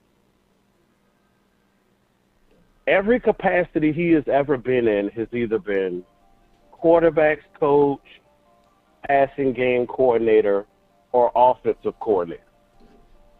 He was the OC for Andrew Luck and Russell Wilson, and he was the coordinator and quarterbacks coach in the 2015 season, Mark Richt's last season at the University of Georgia.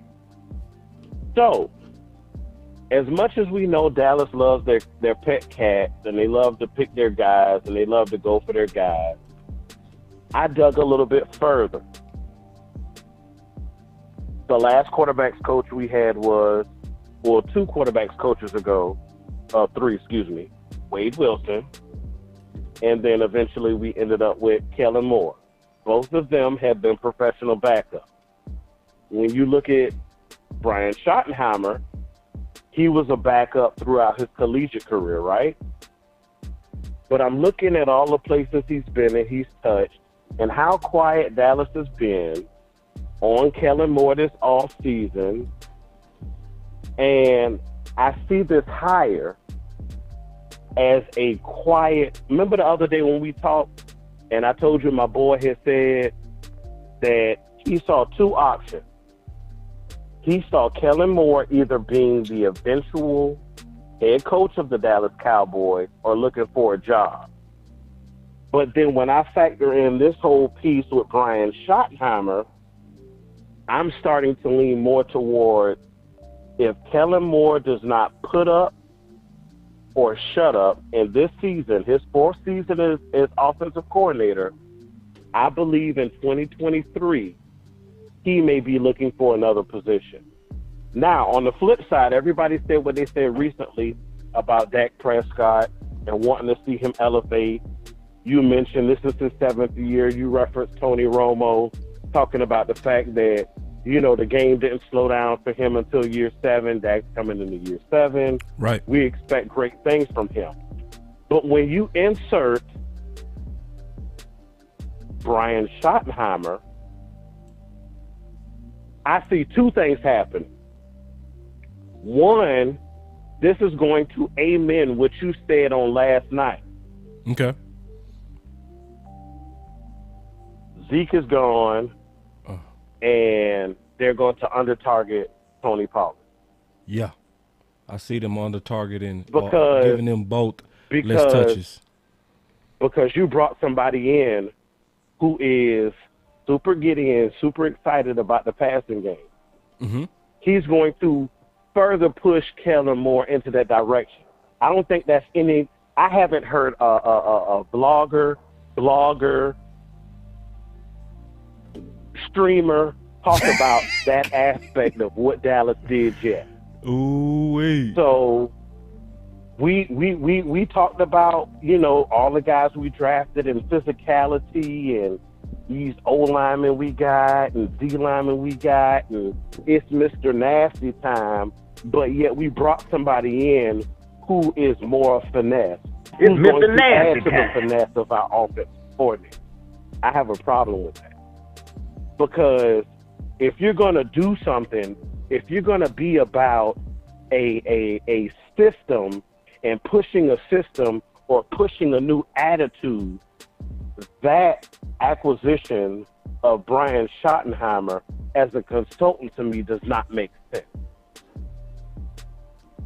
Speak on it, bro. It's Mr. Nasty time. Oh, man, I mean, it's just confirming my fears. And matter of fact, very good research. I'm gonna have to go behind you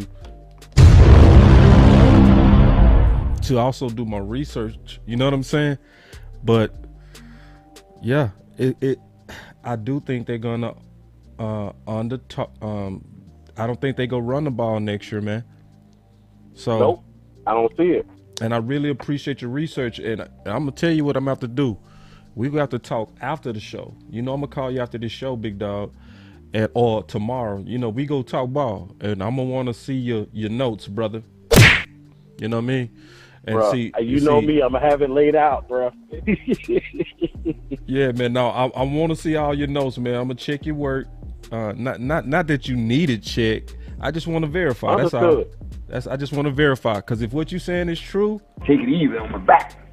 Because when I looked, it scared me. Like in between, like waiting to get in the call loop, I talked to my boy T, and we was talking. He was like, "Oh man," like it was kind of a, you know, I've been gassed up since the draft, right? man, you've been And gassed. when I The looked- gas coming when down. I looked at that, I was like, God dang. Say it ain't so, man. Like, it kind of hurt when I looked at what I looked at. And, you know, I just wanted to put it out there, put it in the atmosphere. You know, my job is not to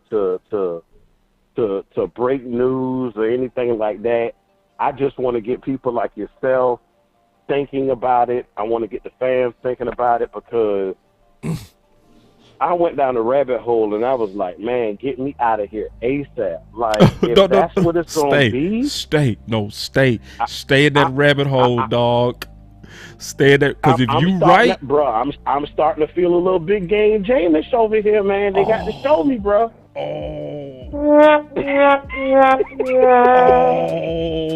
Hey, listen, dog.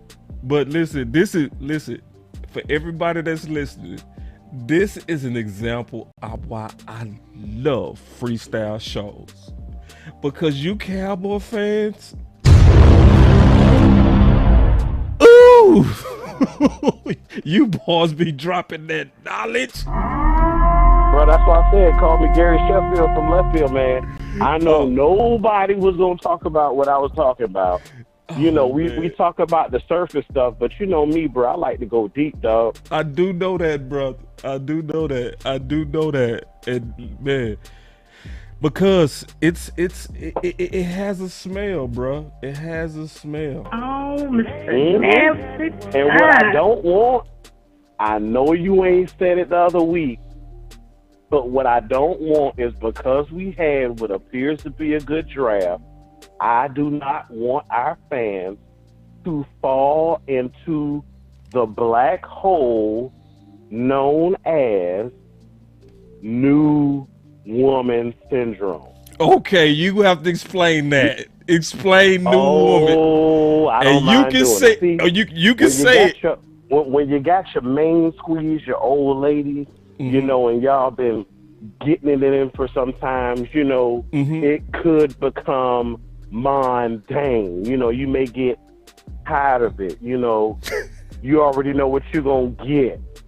But then there's some new action tugging at you from another side.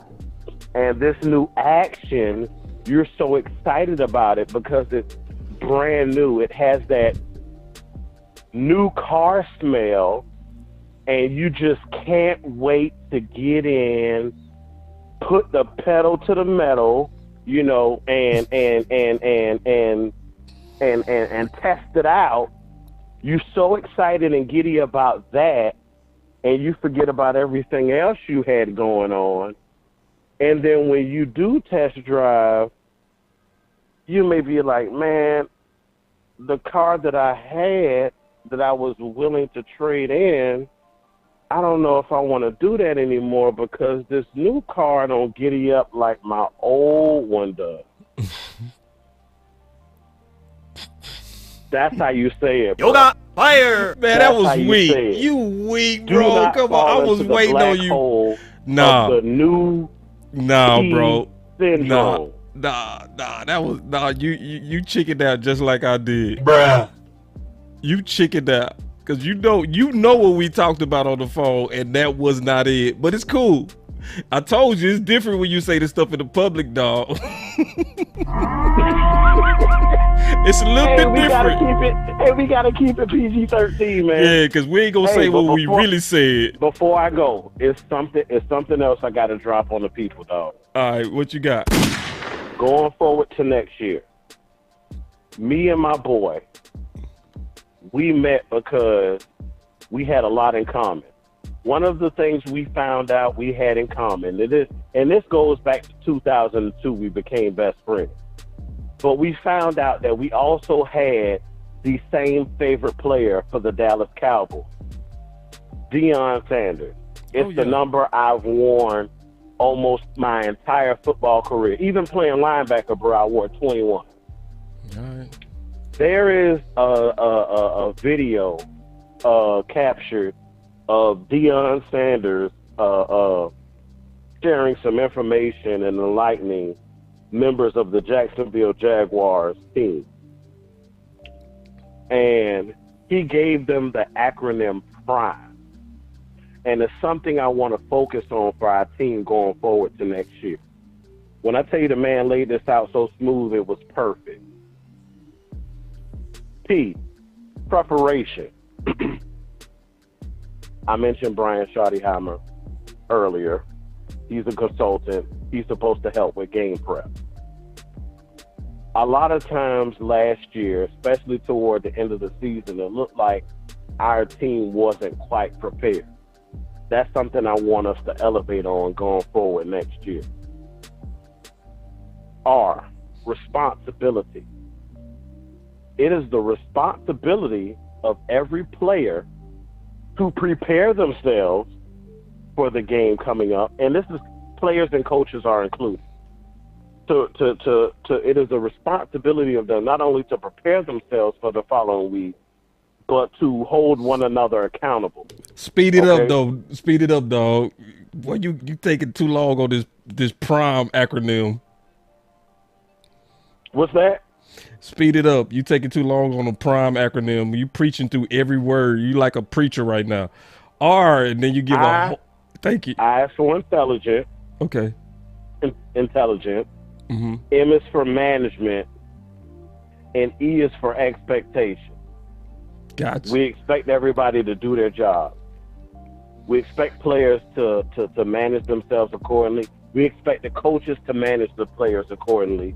And you got to come to the table with some kind of intelligence. You can have all the talent in the world, but if you ain't got no intelligence, you serve us no purpose. Gotcha. Man, I That's all I appreciate the got, call, dog. big dog. PRIME. Preparation, responsibility, intelligence, management, and expectation. That's what we're going to need in the 2022 season, bro, to be better than where we were last year. Facts. All right, big dog. Good call. That was a good call, man. I appreciate it. That was Renell. Hold it down, man. Oh, I will. You know that. All right, big dog. All right. All right, listen. Before we go to the next call, let's talk about some maintenance. All right. So we got a lot of people that's, watching, and our likes is definitely not up to what it should be. Just keeping it real, and I appreciate it. Everybody watching, you probably eating food, you got a lot going on, but stop real quick and just go ahead and hit that like. All right, just take a minute, take a second, and turn around, hit the like. It's too many people that's consuming this content for our likes to be where it is, and I appreciate everybody that's watching, but just hit that like button real quick, and we good. All right, because I sure love the growth, and I want to talk about our growth real quick. Just as a saying thank you to everybody that's been helping with the growth. Just last week we was at 3,100 and we just hit 3,000. We already at 160, right? 3,160. At that current pace, we will be a channel that will be at 11,000 by December. Okay. So that's big. That's fast growth. That's massive growth. And it's only because you guys have been hitting the likes and been sharing the content. So continue to do that. It's a very big deal for us to have that big of a jump that fast, and for us to have this many people watching with only 3,000 subs is saying that y'all really are digging Boss Cowboy Sports. I also like y'all, man. You know what I mean? I like y'all, and I love freestyles. The freestyles are my favorite shows, like my boy Renell, Coach, and everybody, Daryl, everybody that's consistently call in. Y'all make this show. I learn from you guys. I get good insight from the freestyle shows. Freestyles are truly my favorite shows. It's not just putting together the content, because I do like to hear myself talk. Who don't?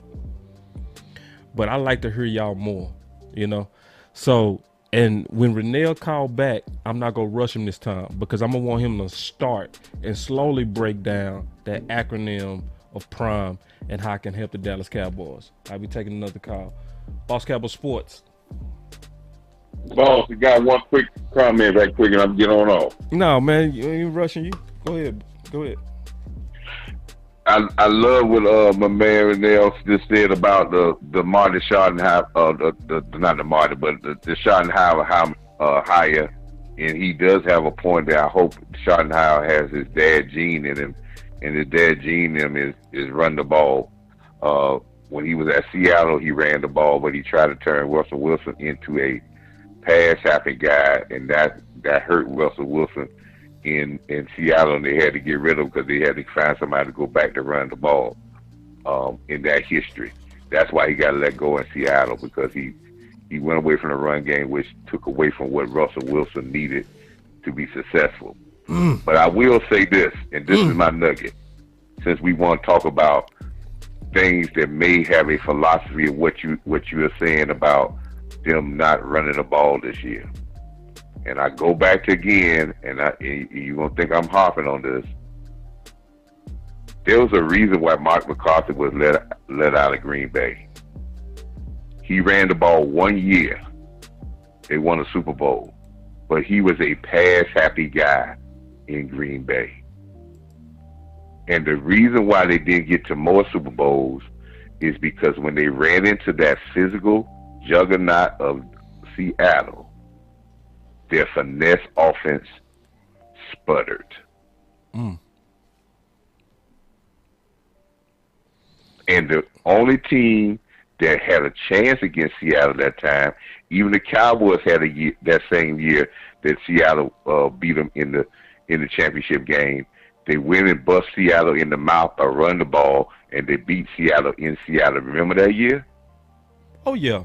And that's the year that they lost to Green Bay, and Green Bay lost to Seattle on a number of occasions because of the fact that finesse football, when it got to the crucial points in Mike McCarthy's career at Green Bay, it fell apart. Yeah. So there's a reason why he allows this to happen, because a little bit of that is in him. Man, I ain't buying that, Coach. No. Right, look at it. Look at the history of Green Bay. No, I do agree with you on the history. There, but I do not believe. They run the ball way more now since he has left than they ran it when he was there. Okay.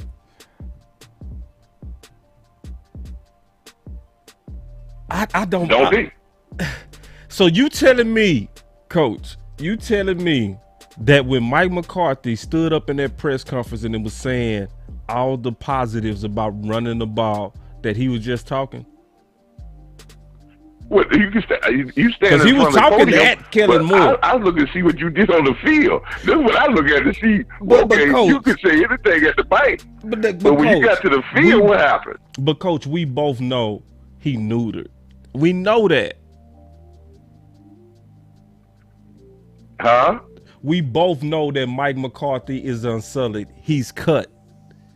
He ain't running that offense. Kellen Moore is, because Steven and Jerry put him in charge. But you might have a point, though. You might have a point, though, Coach. You know what I mean? It's just... He not our guy there, boss.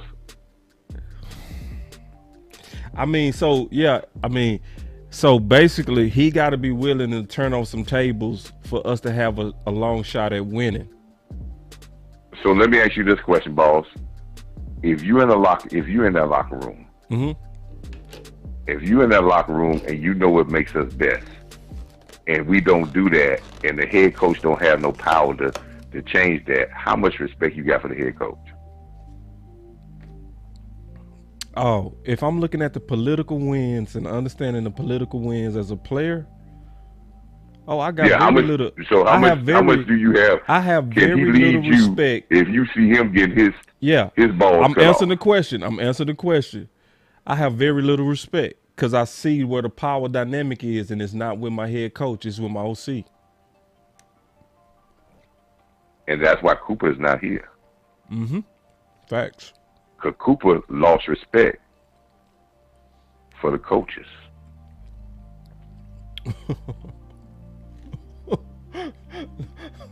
Man, this is a good call. That's the truth, though. And he didn't say it in public, but he probably said it in private. He said it in public. He said it in private, and they didn't like what he said, and they said, "Let's get him out the room."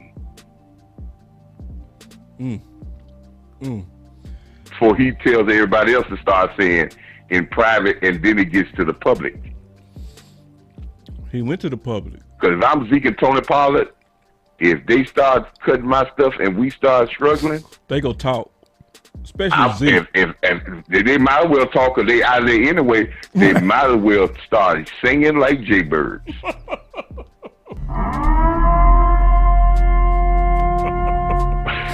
Let me take another call, Coach.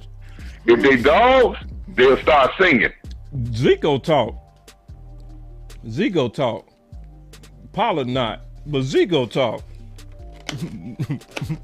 But let me take another call, because I know me and you will go.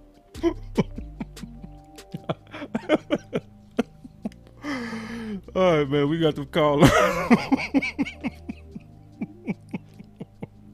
We got the call lines open. Coach, he got me rolling. Y'all forgive me. Okay, I shouldn't have got off the phone because ain't nobody called. Come on, y'all. But anyway, while I'm waiting on the phones for Freestyle, And y'all can call in, man. Anybody can call in right now. It's wide open. Yeah, Mike McCarthy. We playing Green Bay November 13th. I want that game. I can't wait. Because they built for it tough. Like people talking about the Jets. Boys better go really take a real good look at what Green Bay did in that draft. They got better, dog. Y'all better look at that. But we did too. I'm expecting a dog fight. A dog fight. Oh, so y'all need the number? Somebody say drop the number. That's the number. All right, 941-942-2100. Y'all couldn't see it. It was always there. Y'all just couldn't see it. That the reflection was taking it away. So that's the call line. I shouldn't have got off the phone with Coach Marv. If y'all want to go call in, Coach Marv, call back, Coach. If they scared to call, you call. Matter of fact, I'm gonna call out because some of y'all call me. I'm gonna call y'all. Here we go. I'm gonna call y'all.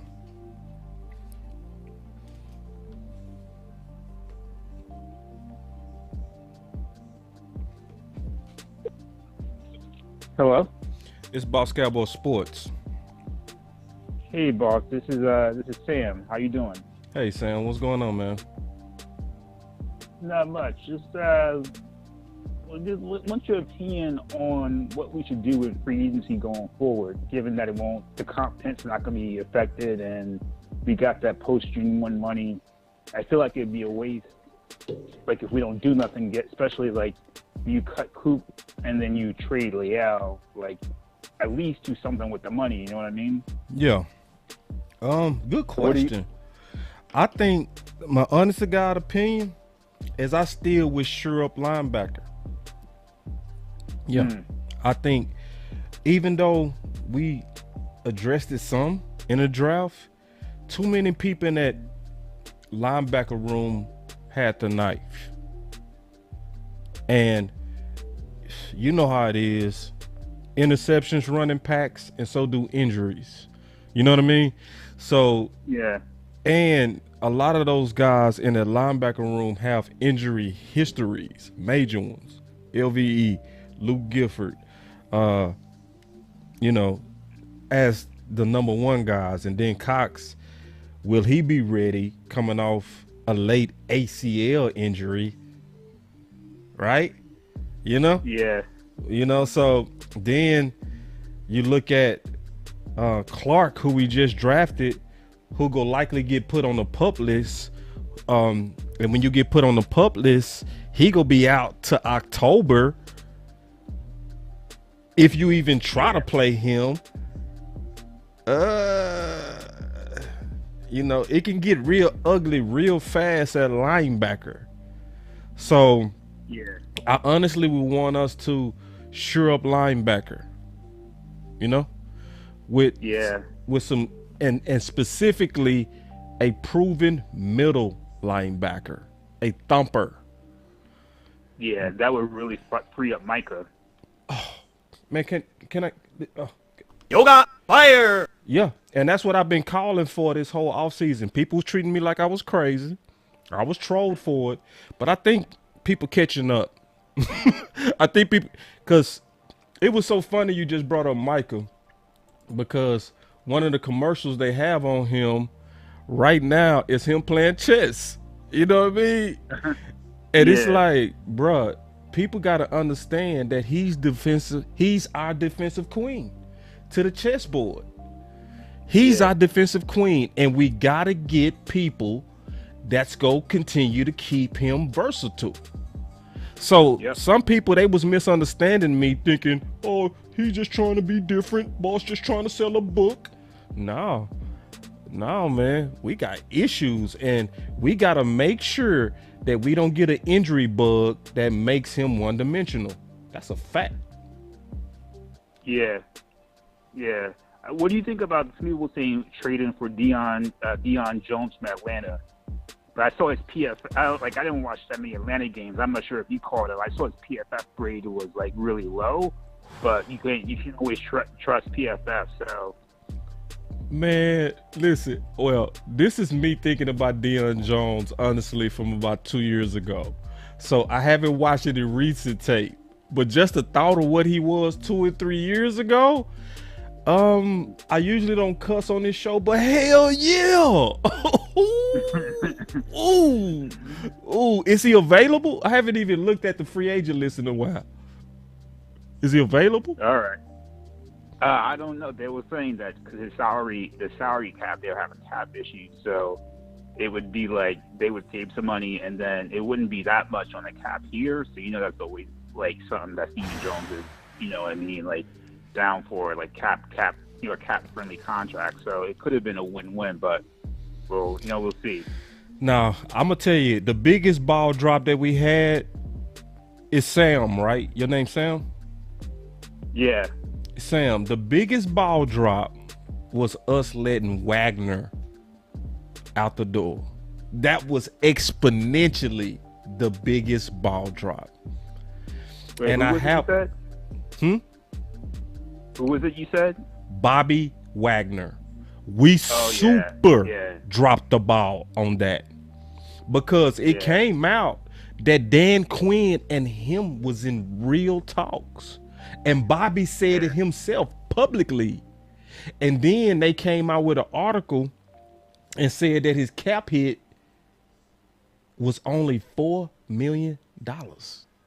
Yeah, that's incredible. I don't know how they did that. It's the cap hit. They just spaced out his contract, right, to make room. That's why it's a long contract, so that they can backload it. I get you.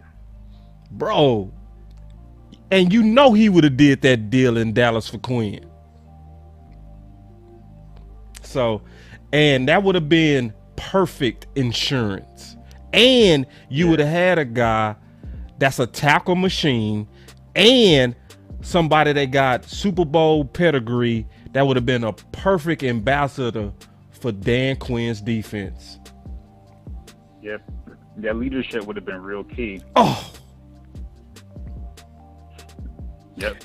And and that's that's Stephen Jones. He to me this offseason, he got too bogged down in our guys' philosophy. He got too bogged down. He didn't have the flexibility, in my opinion. He should have been a little bit more flexible because, yes, you was loyal to Schultz, but Schultz is not even close to the value of Bobby Wagner, especially when you go look at free agency. Don't even believe me. Go look at free agency and go look at what the tight ends went for. Go look at what OJ went for. Look at what Hayden Hurst went for.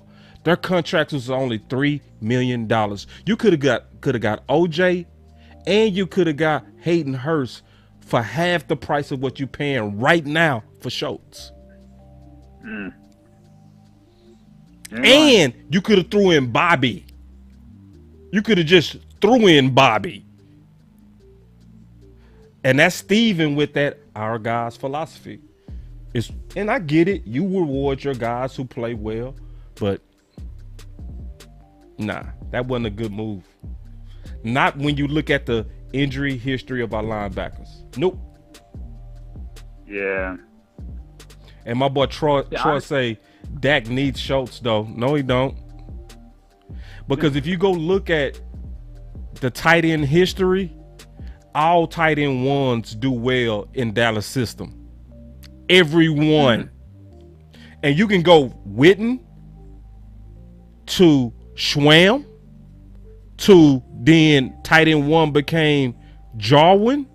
After he got injured, it became Schultz. Everybody prospered in our system because the job is not to stretch the field. It's to find open holes in the zone and turn around and catch the ball. Yeah. Yep. That's pretty much it. That's why Witten was able to last so long. Yeah. That's why Witten lasted so long. That's also why he put up massive numbers. That's also why, honestly, Schultz put up massive numbers. And low-key, Schultz and his type is a low-key cancer to Dak. when you look at it from a system. Because according to their system, Sam, they aggressively take what the defense give them, right? So if you double the best weapons, who's left? Schultz. So if I'm a defense, I'm going to take that all day. All we got to do is make the tackle. But when Cooper and Lamb getting loose, you got to worry about massive yards after catch. So I'm going to pick my pausing, and I want my pausing to be Schultz if I'm a defensive coordinator. Yeah, and it was so dumb that they told him that. Like, when he told him that was the philosophy, it's like you just pretty much gave them the playbook. You know what I mean? Yes. Yes. Yeah, and everybody know it now. Everybody know it. Because we was so cocky. Because we start talking when we was 6-1. That's when we start beating our chests. And Kellen Moore was low-key, in my opinion, job interviewing. That's why he was bragging. We aggressively take what the defense give us. And you talking to seasoned defensive coordinators who look for every clue on how to beat you. And they didn't even have to work for it, Sam. Yep. The other thing I wanted to touch on briefly is I just feel like the fan base, like when you listen to the Eagles fan base right now, they're so arrogant about things. Yeah. And it's like we have, I don't know if it's like trauma or something from like all the stuff that's like all the things in the media being like accident waiting to happen. I just feel like we need to, like, I understand people have, differences of opinions. Like there are some people who are, like on final word, it's like you Big James, and everyone has different opinions. But like, I just feel like as a fan base, it's just like so, like we're not focused. Like we have way more talent than they do, and we should be more amped. But like they're out there already crowning themselves to be NFC East champions, and like they really shouldn't be. I don't know. What's your thoughts on that? Well, this is my thoughts on that, Sam.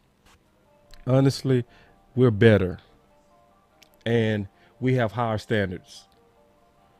So where they brag on we consistently make the playoffs, we still a dog mad from being bounced out with as good as that team was. That's because we are hungrier than Philly fans. So they take all the wins they can get. So right now they getting the typical offseason public relations wins from media that really want to pick them because they more so hating on us. So they just taking that. They taking all the thirsty wins they can get, and they beating their chest. But it's almost like they already know what's up, because you don't beat them the way that we beat them, and then you that dumb to come out just because you pick two players to hold your chest out and be like, we just beat y'all in the offseason. It's like, okay, cool. Yeah, so we ain't gonna be blowing you out by 30 next year. We gonna only beat you by 14. You know what I mean? So it's one of those things, and you got a lot of Cowboy fans who really love to defend Philly. I mean, that's, and it's like, listen, I'm not hating on Philly when I say what I said, because I tweeted this. We got the better players. They got the better names. I really mean that. Yep. We got the better players. Will McClay did his thing, and this. Yeah. I want to play one thing. No, I'm gonna wait till we get off the call, and I'm gonna play something. But people have no idea how Will McClay really did his thing, and it's gonna show though. It's gonna show for everybody that really believe that Philly outdrafted us. You got to think sometimes and ask yourself this question: what's more valuable? A left guard that's gonna play 100% of snaps, or Jordan Davis who go play in critical downs, maybe, and go be a rotational player? He not gonna even start. Yeah. So, I mean, it's one of those things, man, that, I have a debate scheduled with them on the 23rd, and they really think I'm gonna come in there and argue with them. Bro, I ain't finna argue with y'all, man. It's like, bro, I'm not gonna come at y'all like y'all equal to us. Bro, I'm not gonna give y'all no kind of equal energy. I might not say a word. Cause it's like y'all already know what's up. I ain't gotta put on no show for you Philly Dookie boys, man. Please stop. And I mean that. So, no, but man, you killed this call, man. And I think everything you said was dead on. Like everything. Like this is a major reason why I love freestyle. Our fans the best, bro. I swear to God. I sit back all the time and freestyle, and I be just like, man, these boys be bringing it. What else you got, Sam? That's pretty much it. I'm on the East Coast, so it's getting late, so I'm gonna go. But it was nice talking with you. You too, Sam, man, and continue to support Boss Cowboy Sports, man. Share the content and make sure you hit that like before you go to bed. All right, I already did. I appreciate it, big dog. That was Sam, y'all. And also, I can tell that y'all did massively hit them likes. Them likes went way up after we talked about it, man. I appreciate it, man. Y'all crushed them likes. I'm gonna take a couple of more calls, man. So we still got the call lines open. We freestyling. Well, I got content I can talk about too, man. Y'all let me know if y'all wanna. I got some content. I got it right here. I might save it to tomorrow, but. Yeah, it's some stuff that's y'all want to call. I like that. Here we go. Boss Cowboy Sports. Hey, boss. Hey, what's up? Who's this? Juan. Hey, what's up, Juan? Yo, so I've been going back, especially to the Kansas City Chiefs game, especially when they got a concussion. I'm kind of not worried, but I don't know how CeeDee Lamb's gonna do. I feel like he might just struggle a little bit, with 3 and 5. But since Dak is back, and plus they're gonna work together in the offseason. How do you think that's gonna go? Man, that's a very good question, man. So CeeDee Lamb got a lot of pressure on him. He's now in the shadow of Amari Cooper, who was an established, confident number 1. He was the number 2 being discipled by the number 1. Now he has to assume, and we don't really have a number 1 in our system. So I'm going to change that and say he is now going to be called upon to be the playmaker, the go-to guy in key moments. I think the most important thing that they should do with CeeDee Lamb, especially in the early games, is give him a lot of very easy concepts to where he comes open easy, like bootlegs and stuff like that. Scheme him open to build his confidence, because I think it's going to be more so in between his ears. It's not his talent. It's going to be him realizing that, yes, I do belong, and yes, I can be the go-to guy in Dallas. That's big pressure, especially in Dallas, because Dallas is going to be very evil to him, even if he struggles. You know what I mean? If he struggles a little bit, they going to be ready to write massive stories about how he does not compare to Amari Cooper. They already got the articles written. They just waiting on the timing to release it. You know what I mean? That's how evil this local media is and the national media. So he's under tremendous pressure. And a smart OC would really work to build his confidence by giving him very simple reads, easy targets to get him going. So by game 4 and game 5, he's already like, I am the man. To me, that's how I would hope they handle it. I feel that. Okay. So apparently, there's a leak that I doubt it would happen, but that we're gonna play Jacksonville. I feel like that would be a good game, because you could just target CeeDee Lamb or do whatever in that offense, since they're not that good. What are your thoughts on that? I don't want to sleep on an opponent, but I would be cool with that opponent out the gate, because that would be a confidence game. and a game that we could probably be a little bit rusty and still maybe squeak out a win, I wouldn't be mad at that. That's a good confidence game. I wouldn't be mad at that at all. Or I wouldn't be mad if we started with our division, because to come out with a divisional win would definitely boost confidence. Because from what happened with San Fran, I think this whole team just need to get that taste out of their mouth of that type of loss. And I think only until they get them a couple of wins and then a signature win, are they gonna really start feeling like, okay, we back on track. Okay, yeah.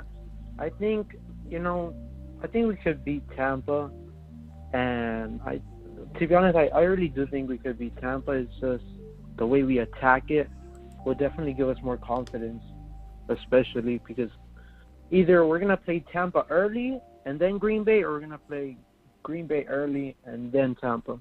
So either way, like, it'll give us confidence, especially if we beat Tampa and then we play Green Bay later on. Yeah, and that's why I'm glad we drafted the type of guys that we drafted. We drafted guys that are gritty.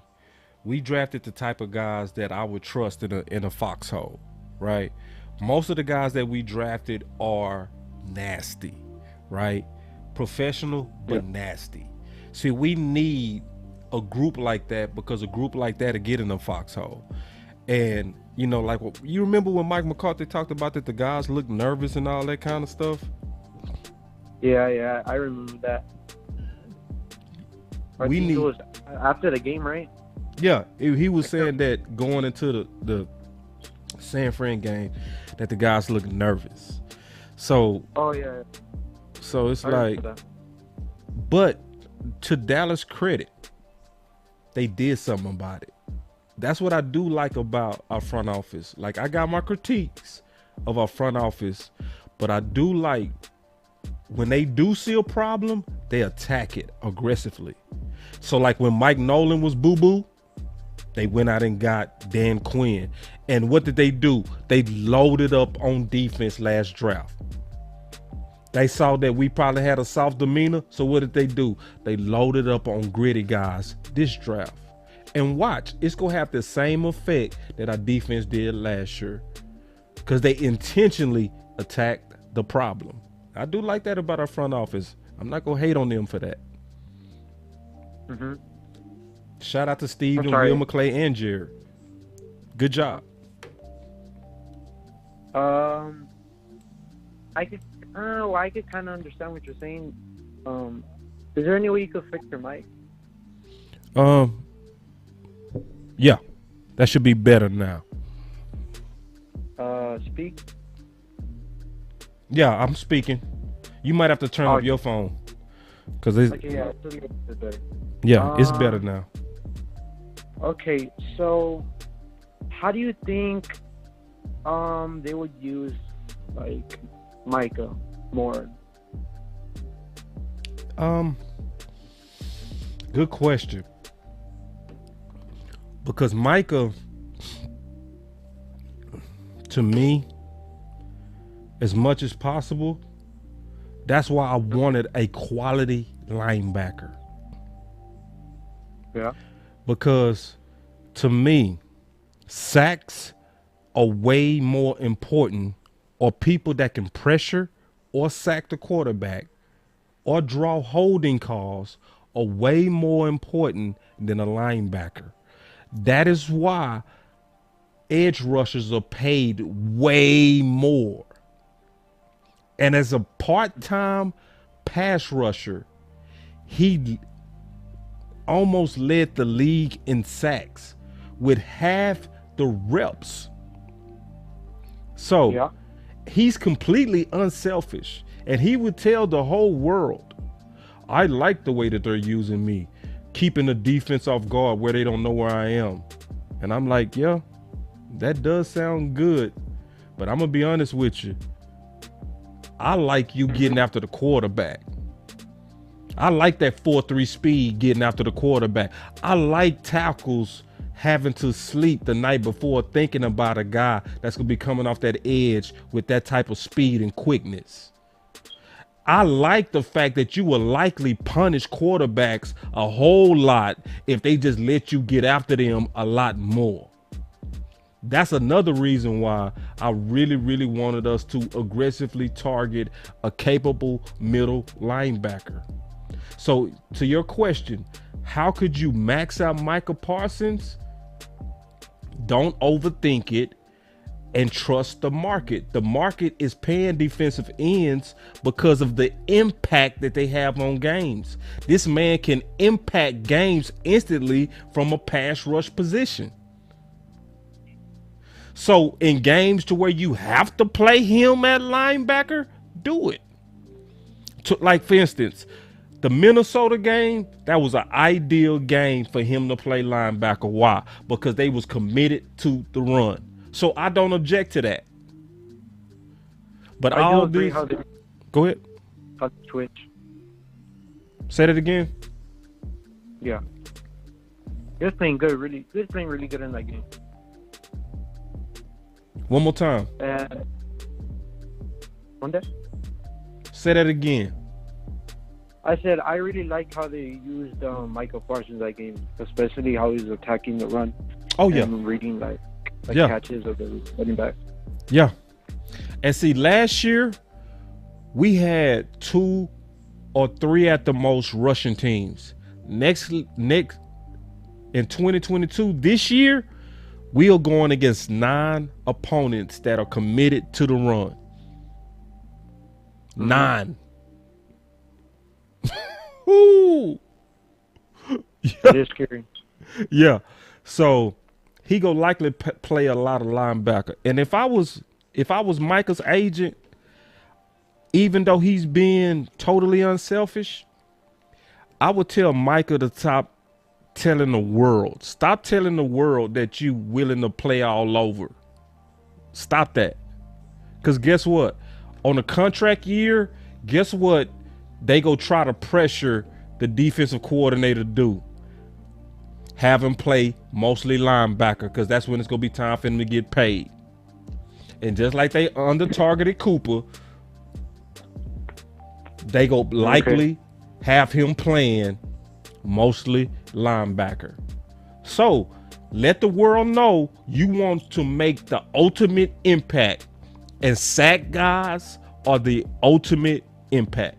That's my honest opinion. Mm-hmm. So, right, I don't know. I saw like, I'm just seeing how Dan Quinn is slowly like building this team to like a Super Bowl caliber defense. It's gonna take some experience and especially some talent, but our offense is holding us back with the schemes. That Kellen Moore, he does good sometimes, especially with some bad teams. But with some good teams, it's like we disappeared. It looks like we benched Dak and we benched our like top receiver, and that's how it looks to me most of the time. Right. Play a good team. Yeah. And speak. No, I'm agreeing. So yeah, go ahead. That's it. Yeah. What else? I think that's it. I think that's it. So, thank you, boss. You're welcome, man. That was a good call. Real good call. All right. So, listen, y'all. This is the good news, and this is the good news. Our voice do matter. That was a very good call by one. Our voice do matter, and the word is go get out on what we talking about Kellen Moore. We just got to keep saying it over and over and over until the word just obvious, because we sounded an alarm and we need to keep doing that. Boss Cowboy Sports, your voice matter. What's up? Yo, what's going on, Boss Cowboy? Tariq, what's up, man? Yeah, what's good, man? Colin. Chilling, man. Hey, man, I'm gonna tell you like this, man. Spoiler alert: you and Law Nation last night, y'all was wrong, man. All right. So you know I had to come hold with on, it. hold on. I know you read the comment, but you know I had to come with it. I think you were always wrong last night, but I do see what y'all talking about when it comes to Simi Fayoko. I see what y'all talking about. Y'all want to transfer this dude, transform this dude into Wilder from the Raiders. That's what y'all trying to do? Y'all want him to be that type of tight end? Man, come on, bro. Let's go. All right, so my boy Tariq, I like how you called it ready to. You called it ready to fight. I love it. All right, let's go then. No, bro. Hey, man, what I'm saying is this, bro. I want to keep this dude at wide receiver. But to you and Law's point, you know what I'm saying? You don't have to back up Big Game James and the big dog OC. Yeah. I had to back them up on this one. I really believe that dude should get a shot at wide receiver before they try to make him do something different that he's never done before in his life. And the Cowboys got a bad habit of doing that. You know what I'm saying? I understand the player is saying anything to get on the field so he can get to the money. I get that. But are we trusting Kellen Moore? Well, the main person everybody pointing at, like he don't know how to put everything together. You know what I'm saying? Put these pieces together with this puzzle. Do we trust him to know how to use this guy if they do change him to a tight end?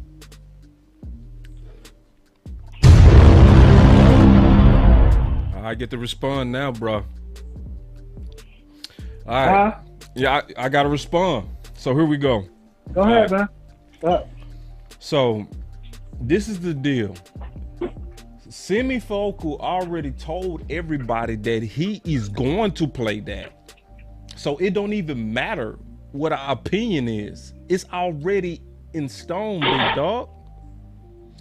And this is the issue. The issue is, do we have a problem with it?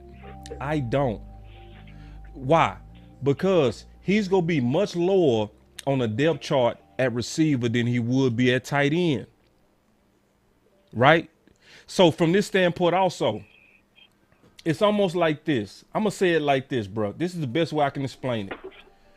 So we all know, being westernized men, what type of women that's usually in America, right?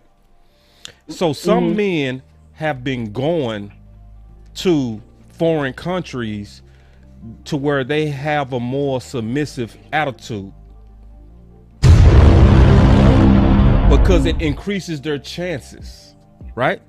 That's been happening. Okay. Right? It's the same thing with him playing this H-back. He also said that he's going to play and receiver.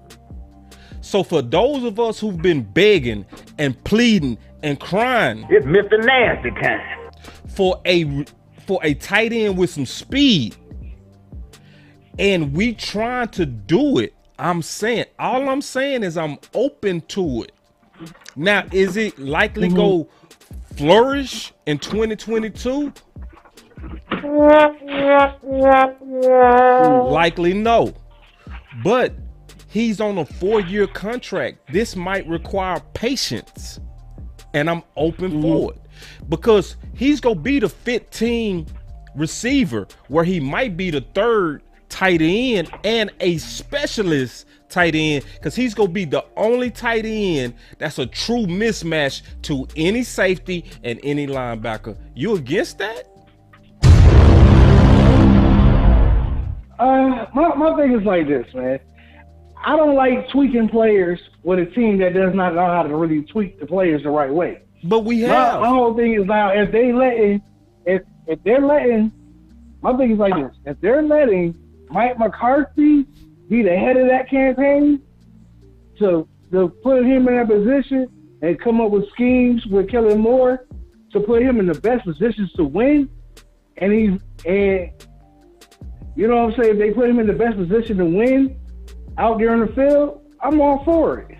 But if it's just Kellen Moore trying to figure out what to do with this guy, I'm not for it. No. I'd rather, if Mike McCarthy in on it, I'm with it. Well, then you with it. You with it, dog. Me and you, we are on the same page, dog. Take it easy on my back. I'm telling you, we on the same page because Simi Foku said yesterday, you couldn't hear it because Big Game James kept talking over it. But he said Mike McCarthy came to him about this. Not Kellen Moore. Mike McCarthy. This is a Mike McCarthy vision. You know what I'm saying? So basically, you called in the fight and we walked out as friends because you was actually wrong. Yeah, but see, I know the Cowboys, man. I know the Cowboys just like you know the Cowboys. If Mike McCarthy's not in the kitchen making the dough, I don't trust Kellen Moore making the dough, man. I just don't trust. He's the person I don't trust. So Kellen. That's it. If Mike all for it, and Mike the one in here like, yo, this is what we gonna do with him, this is how we gonna use him, I'm all for it. But if it's just Kellen, I don't think you know what the hell he's doing sometimes. Nah, it shows the big games. To me sometimes, because it's like us as Cowboy fans, the thing I don't like sometimes with us is that we get lost in this the stats. Oh, we the number one offense, we the number one this. I don't care about all that. What I care about the most, I do care about stats a little bit, but I don't care about stats when it comes down to the crunch time of games. You know what I'm saying? It's all about wins and losses. You know what I'm saying? Totally. And that's what get me mad because like I hear the people like, you know what I mean, when they talking about when it was during the games or before the games, sometimes they talk about they're the number one ranked offense. But sometimes we go out there and play these good teams with damn good defenses or just enough good defense, and I don't see that number one Kellen Moore offense. It gets shut down.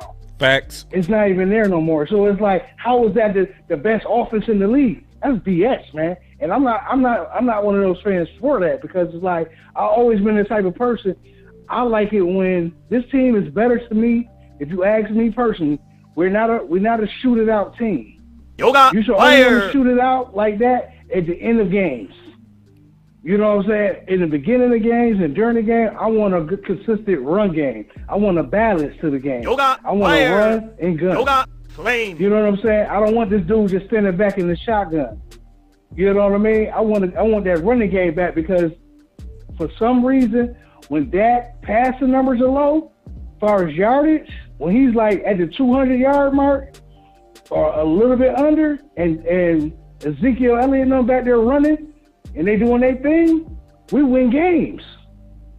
I think we better statistically when we're running the ball. So Tariq, you know what I'm saying? You can see it. I agree with you. So why you call acting like you want to fight and you want to agree? Because I agree with you. What I'm saying is I didn't agree with y'all saying that this dude should just move straight to tight end. Because he's not a tight end. I didn't say that. That's what I didn't agree. That's what I didn't agree with. Because I'm like, this dude's a wide receiver. We didn't even give him a chance to play wide receiver. Why we want to move him straight to tight end? See, Tariq, Law didn't say that. Neither did I say that. He go play both, big dog. I'm telling you. What y'all was saying is that y'all wanted to move the tight end and H-back, right? No. We were saying what he said. We open for him playing both. We were saying that the whole time. For real. Okay, I got you. But what happened was putting him at tight end. I'm like, I ain't with all that. It's not. If he's gonna be like he gonna play both. From if they're gonna play him like Waller from the Raiders, I'm all for it. As long as Mike McCarthy is the head on that. Yeah. That's all I'm saying. Right, dog. See, and I'm gonna tell you, this That's is what happened. Now, if we talking that, yeah, I do agree with you. Yeah, see, because Tariq, this is what happened. That debate was unusual. Usually we was courteous. We was not courteous. It was a lot of talking over each other yesterday. So a lot of stuff got lost. You know what I mean? Mm-hmm. And Law and I was saying, that's why I said at the end, are y'all open to him playing both?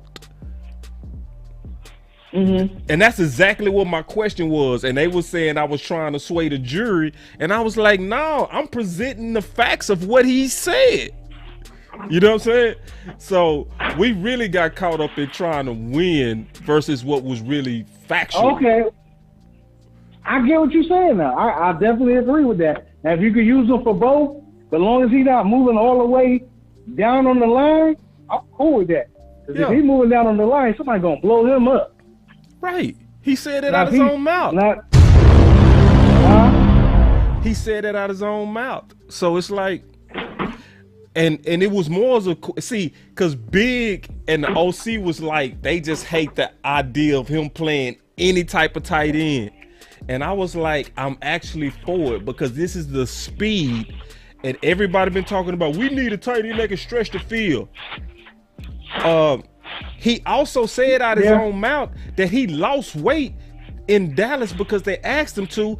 That's when he ran that 4.3, he ran that 4.3 heavier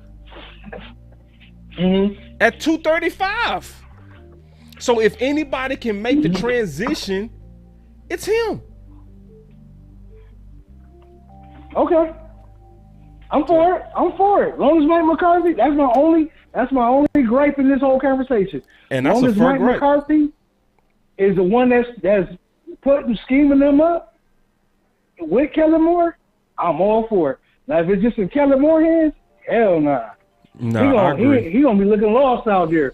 Soon as the team gonna want to put clamps on him, we gonna like, damn, Kellen got that look on his face again.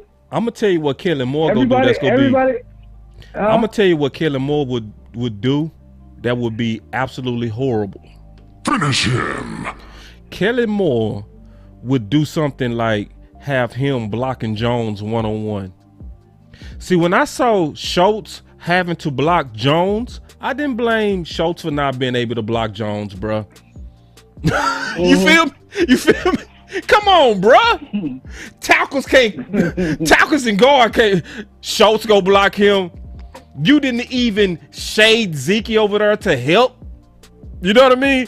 You didn't do no type of doubles at all on Jones. You saw that matchup and you did nothing. So at the end of the day, tight ends are still tight ends. And when they going against elite defensive ends, it's more so what are you gonna do to prevent that play from being blown up as an offensive coordinator? I agree with you. Yeah, they gave him too much power. If you ask me personally, I think they gave Keller too much damn power. And I don't see when it's like I for the patience and cause you could tell Mike McCarthy the type of person like he looks like he wants to cuss Kellen Moore out, or he just had it like the way he be gripping that clip, that little piece of paper. He be looking like, I'm like, my God, man, like this dude don't see this shit. Like that's what I be thinking sometimes when I'm sitting there watching the game. It's like, Kellen Moore, why the hell are you doing that? And then it's like, sometimes it's like, to me, it's like, Dak Prescott, why is you running that play like that? You know what I'm saying? Why can't I see that? Why can't I feel like that old school Romo? When Romo used to change the plays, he didn't give a damn what the hell offensive coordinator called. He called that, but I'm calling this because I see this. Fire. That's what I, you know, Dak Prescott and Kellen Moore got to get out of that buddy thing that I see sometimes. You know what I'm saying? And that's why I'm not feeling Kellen Moore, because Kellen Moore, he look like a dude. I don't promote violence, but he look like the dude you want to stuff in the locker. Bruh. You know what I'm saying? Like that little nerdy dude you just want to stuff in the locker because he's just, I don't know. He's weird. But that's just me. You know what I'm saying? And God dog. But don't he put him just in the doesn't locker. seem like the type of person to ant or get in Dak's face when Dak is being flat. Like come down there and just talk to him like, yo, bro, what the hell is you doing? I don't see that on the sideline. I see him go over there like his friend and sit there and talk to him. Like, I don't like that jump, man, because it's like when the heat is on, Dak Prescott seems like the type of quarterback, he needs somebody to piss him off. Dak plays better pissed off football to me. Yoga fire. If you ask me personally. Man, when Dak is pissed off, he plays better. When he's not hyped up and not saying nothing on the sideline, he get flat, man. Too much. And I get tired of that. I just want this team to, if the defense gonna have some fight, I want the offense to have fight too, man. So that's why I'm not mad all the way with this draft, because we got some nasty dudes. And that's what I want. Yeah, preach. That's what I've been wanting for a long time. Yes. Since Jason Garrett been here. Some nasty, get in your face, punch you in the mouth type dudes. Offense and defense. Facts. And if we can do that as a team, we'll be hard to stop, man. Because this season, just like you said, Boss Cowboy, this season, we got to be tough, man, on both sides of the ball. Facts. Because we're playing good teams. We're probably gonna see one of these teams later if you get into the playoffs. Boy, talk that talk. And that's my thing. You know what I'm saying? Man. That's the thing that gets me, man. That's the only thing that gets me, man. And Dak is a good quarterback. He's not the most, he doesn't have the biggest arm or anything like that. But he do have some leadership tendencies that could go out there and force and push a team to win. But is it sometimes the man get down and you don't see that same fire until it's a couple damn seconds on the clock and he's trying to hurry and get out of the field and spike it and do that dumb shit. Like, bro, I need to see that fire in the second half when you think that we might lose this game. I need to see it then. You know what I'm saying? If you flatten in the first half, cool. Second half, I need you to turn it on. And that's what I seen in that damn San Francisco game, man. I just seen that whole team go flat for no damn reason, man. Yeah. And they started doing goofy ass shit like when Jason Garrett was here, man. Yeah. I don't know why I seen that. I was thinking that, but that's what I was thinking, bro. Nah, you. But that's what I gotta say, Boss Cowboy, man. So we back cool. We back cool, big dog. We back homies or what? Huh? Are we back homies or what? I don't know what you just said, but man. No, what I said is, are we back Cowboy? friends? Are we back friends? You get a little muffled, but I'm out, Boss Cowboy, man. Listen to me on the show. All right, Cowboy Nation, stay up, man. Let's win this thing, man. What's going on, man? Boys can't hear me. All right. I have to get off the show if these boys can't hear me. All right. Yeah, I was trying to see. Because Thanos went to work. See, Thanos boss never lose, man. Nobody want to go against Thanos boss. That dude don't lose. You know what I mean? As long as when y'all bring him out. Hold on. I'm going to take one more call, bro. Then I'm going to go to bed. Boss Cowboy Sports. I'm finna fight with you about that semi-open thing. Oh, my God, man. Hold on, man. Why everybody? God, no. All right, let's go. I'm finna fight with you, man. That's just another soft tight end. Oh, this coach off. That's gonna be enough. Okay, all right. My question is this: they just trying to find a job for him because they don't think that's the only way you're gonna find it, because he's really not. They don't think he really could be a receiver. I think they got some guys that they may can bring in to be playing better for him than receiver. But let's put it like this: let's say they put him at tight end, right? Mm-hmm. And he becomes a weapon with his speed. Okay. and your guy that you drafted gives you the same thing as Dalton Schultz, but better block. Mm-hmm. Excuse my French on this. What the hell you gave Dalton Schultz a tag for then?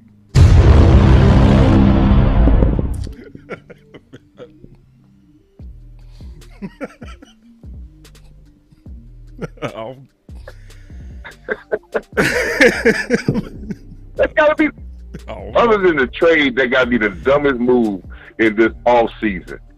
The dumbest move in this off season is tagging Schultz that like somebody was gonna give him $10 million, $11 million. He might have got $5 million for some other team.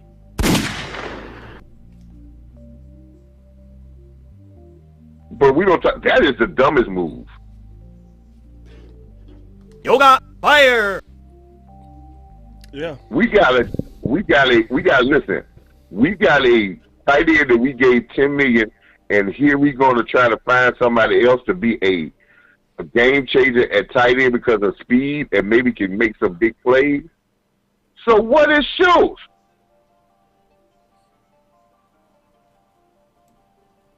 Man, you pay him $10 million because he ain't a game changer? Because he a safety valve.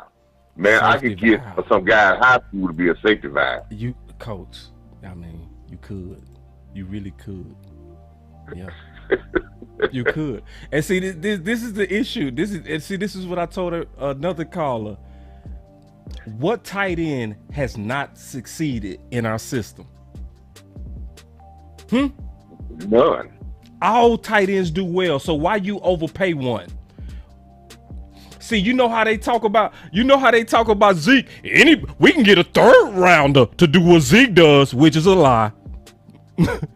You won't find third rounders that had the 5 years that Zeke had. You won't. You a lie. You are a liar. But you can find some people to do what Schultz is doing. If we just turn on the film and just look at what he does, all he did was find open holes in the zone and turn around and catch. I'm not exaggerating. He never stretches the field. You know, he turns around, catches the ball. He's like a power forward in basketball. Real talk. And he's small. Listen, he was no credit. He was no value. The only value he gave is what he did in your offense. But no one else in the NFL would have valued him for doing other extra things in their offense. That's why you don't tag him. Right. You allow him to let the market dictate what his value is, and then you sign him. Right. That's just because why did you come out first when you talked about the draft? The first thing Jerry said before he started talking about anything, tight end was in his part about we need to draft a tight end. You drafted a tight end the first time you can get a chance in the 4th round. You didn't wait the 5th or 6th round. You drafted one of the best ones off your board, and you got a tag tight end for $10 million. Yep. That makes literally no. And then you talking about you trying to find a position for Simi Vahoko to play tight end. Okay, yes, 6'4", 240. I can't say he can't block because I don't know. The kid may be a physical kid and might have that capabilities. But the reason I'm saying, if you're looking to do that, that really shows the indictment of that tag you gave, and Schultz made sure he signed it as soon as possible so you can't rescind it. Hold on real quick, Coach. Hold on real quick, because Troy said the tag is temporary. How do you know that? See, the tag. Signed it. Hold on. No. Hold on, Coach. You can't rescind it. No, hold on, Coach. I know. I ain't talking about your point because I know you telling the truth. I'm talking about this comment. Troy said the tag is temporary. No, it might not be because it depends on if they able to get a deal or not. If they can't get a deal, he's gonna play for that $10.9 million. And guess what? It might be better for him to play for that $10.9 million to where he might not even want a deal. And then for people to be so sure that the Cowboys are not silly enough to not get a deal done, we don't remember Dak Prescott? I do. Thank you. I remember them letting Dak play for a tag that was $30.7 million. And they didn't get a deal done. And when they didn't get the deal done and they went past the deadline, yeah, they had to pay him $30.7 million for 4.5 games. We just hoping a deal get done. But as of right now, we are past free agency and the opportunity that we could have acquired other top talent for that $10.9 million is gone. Gone. Because once you sign a tag, and then I'm done, Coach. As soon as you sign that tag, that comes directly straight out of the cap immediately. And he couldn't wait to get a pen. Say it again, Coach. He could not wait to get a pen. His agent took him all out to dinner because he could not believe that his client got a 1 year payday of $10 million of a guy that he knows is not a game changer. Yeah. So at the tight end spot. Right. So because this is the thing about a tag. It is the average. No, he had the tag. He had the exclusive tag or the non-exclusive. He had the non-exclusive, right? Because he had first round. Yeah, he had the average of the top five tight ends. So okay. He got the average of the top 5 tight ends. Money. So if it's the average of the top 5 tight ends, you mean to tell me that he had play that was like the top 5 tight ends? Kelsey, Kittles, Waller. No. The guy from Baltimore. No. Come on, man. No. Do we have a tight end like that? No. We don't. No, we don't. And this is not hating on Schultz. This is why I said the other day, and I tried to explain it the best I could. I literally had a guy that was working for me, coach, and he was literally trying to negotiate with me. And he was dead serious. He kept saying this. I am worth way more than $20 an hour. I'm telling I just know my value. And I just told him straight up, I said, you are. You are personally worth more than $20 an hour. But the problem is the job that you do for me is not. That's the same thing with Schultz. To be a glorified dump-off king is not worth $10.9 million, and it never should have even been considered. So you was willing to let Gregory go. You was willing to turn your nose up at Bobby Wagner, but you just had to have a dump-off king? And I'm showing you the film of everything that he does for Dallas, which is straight dump-offs. I'm not lying. It's true. The job was not worth $10.9 million. Because you're going to try to make sure that you prove that he's worth $10 million. Man. And he can't do that. That's not his skill set. His skill set is to be a dependable, and I'm not saying we shouldn't have signed him back, but he is not worth the top money on your off. He's the second highest paid player on your offense. Skill position. All right, third best, because he's behind probably with Zeke, right? He less than that. CD Lamb on a rookie contract. He's your other than the skill position player. He's your third highest paid player. All right. Because you got rid of Cooper. Check this out, because I just want to address this, because sometimes we just on different pages and we just need to talk it out, and then maybe sometimes people get it. Now, if Schultz is just your favorite and you want to defend him, it's nothing I can say. But he said Schultz had Cooper's numbers. So this is my response to that. And that's a problem. It's a major problem when your offensive system gives Schultz the exact same targets, 104, as your number one receiver. Can anybody not understand that? Because every other team did not do that. Every other team targeted their number one receiver or their best receiver like they was the best receiver. Our dumbass system treated our role player as if he was valuable like our number one. And we don't understand how that inflated the value of Schultz. I've been saying the same thing over and over for 4 months. The system and our offensive system is the problem. Because it clearly says, and they clearly said out their own mouth, that we aggressively take what the defense gives us. So if that defense shows a double on Cooper, they're going to go away from him by design, which is going to force feed your role player, which was Schultz, which inflated him and also inflated his value. You just got to think it through to know that it doesn't make sense, and nor should you overpay for somebody that's doing a job that a whole lot of people can do. And he came in the came in the last 2 years, and you didn't think he was going to be the starter. He had to fight to win his starting position. So he came in after he had a good year the year before, and you still thought Drake Jarwin was going to be the starter, which I knew Drake Jarwin wasn't going to beat him out. But again, I love Schultz. I think he's good. He was on my fantasy football team. Yeah. He got some good numbers. I'm gonna put him on mine. But he never was explosive because he wasn't a explosive guy.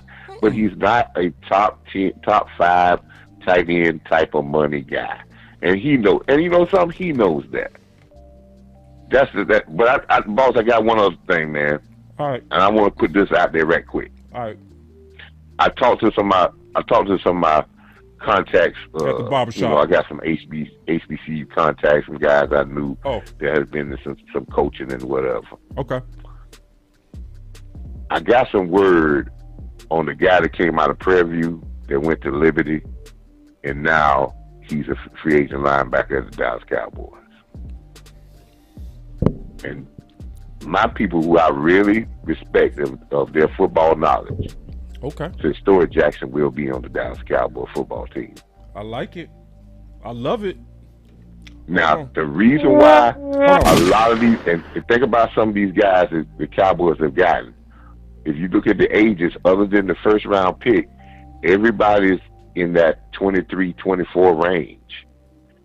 A lot of guys get left behind because they went to junior colleges, right? And then they went to schools, right? And so that means they put some more time after high school into football, right? Mm-hmm. Story went to community college first, went to Prairie View, was an All-American his first year at Prairie View, left to Prairie View, went to Liberty, and did the exact same thing he did at Prairie View at Liberty. I'm going to check him out. Story Jackson. And they got some. This is the first time the Cowboys have gotten drafted linebackers and linebackers in their free agent pickups that I really think all of them are the same size, 6'2", 6'3", and all of them are hitters. Yoga fire. Love it, Coach. This whole linebacker group is going to be this. There's some people on the bubble. Luke Gifford is on the bubble if he quote not the Cowboy that they want to keep. That's the same thing I'm saying about Semi Hoko. Is he the Cowboy they want to keep? Is Dalton Schultz is the Cowboy they want to keep at $10 million? And you know what the drift I'm trying to get to on that. These the Cowboys that they want to keep. But if they go by talent, this guy Story Jackson, from the word I've gotten, if he gets a chance, this kid will make the Cowboys team. Yoga fire. Yoga flame. He gonna have to win the crowd. You know what I mean? You have to do it in preseason. Hey. Win the crowd, win your freedom. You got to make some noise. He's a Dan Quinn type of guy, and I think they're building a very physical defense. And this defense, this defense can carry us to a Super Bowl. And I won't worry about what Kellen Moore. As long as he don't jack it up too much, this defense can carry us to a Super Bowl. I agree. It's hope. And I'm glad you called back, because this is what I wanted to say before you got off. The key is you got to keep. No, don't go. Don't go yet. Yeah. This is what I want to say before you got off the last time. It's hope as long as we keep talking about it. Because we know they listening. We know that. Sometimes people don't have the courage to say what we saying because they sycophants and they know the power dynamics of the Dallas Cowboys. And so they want to kind of side with power. You know what I mean? But, you know, but they listening, and we making sense. That's the most important thing. They know we making sense. And it's not just us. If it was just some YouTubers, that would be one thing. But we actually saying what the Hall of Famers said that played for Dallas. So yeah, you can troll Coach Marv. You can troll Boss Cowboy, but you look like an absolute idiot to speak against Kurt Warner, Jimmy Johnson, Emmitt Smith, who's saying what we saying about Kellen Moore. And we were saying it before they said it. But it's okay.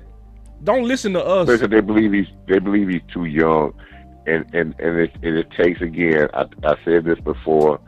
Kellen Moore I believe he's a very smart guy. Yeah, he's smart. I believe he's a very innovative guy. I think he gets a little bit, but he doesn't. He needs to know the entrance of controlling the game.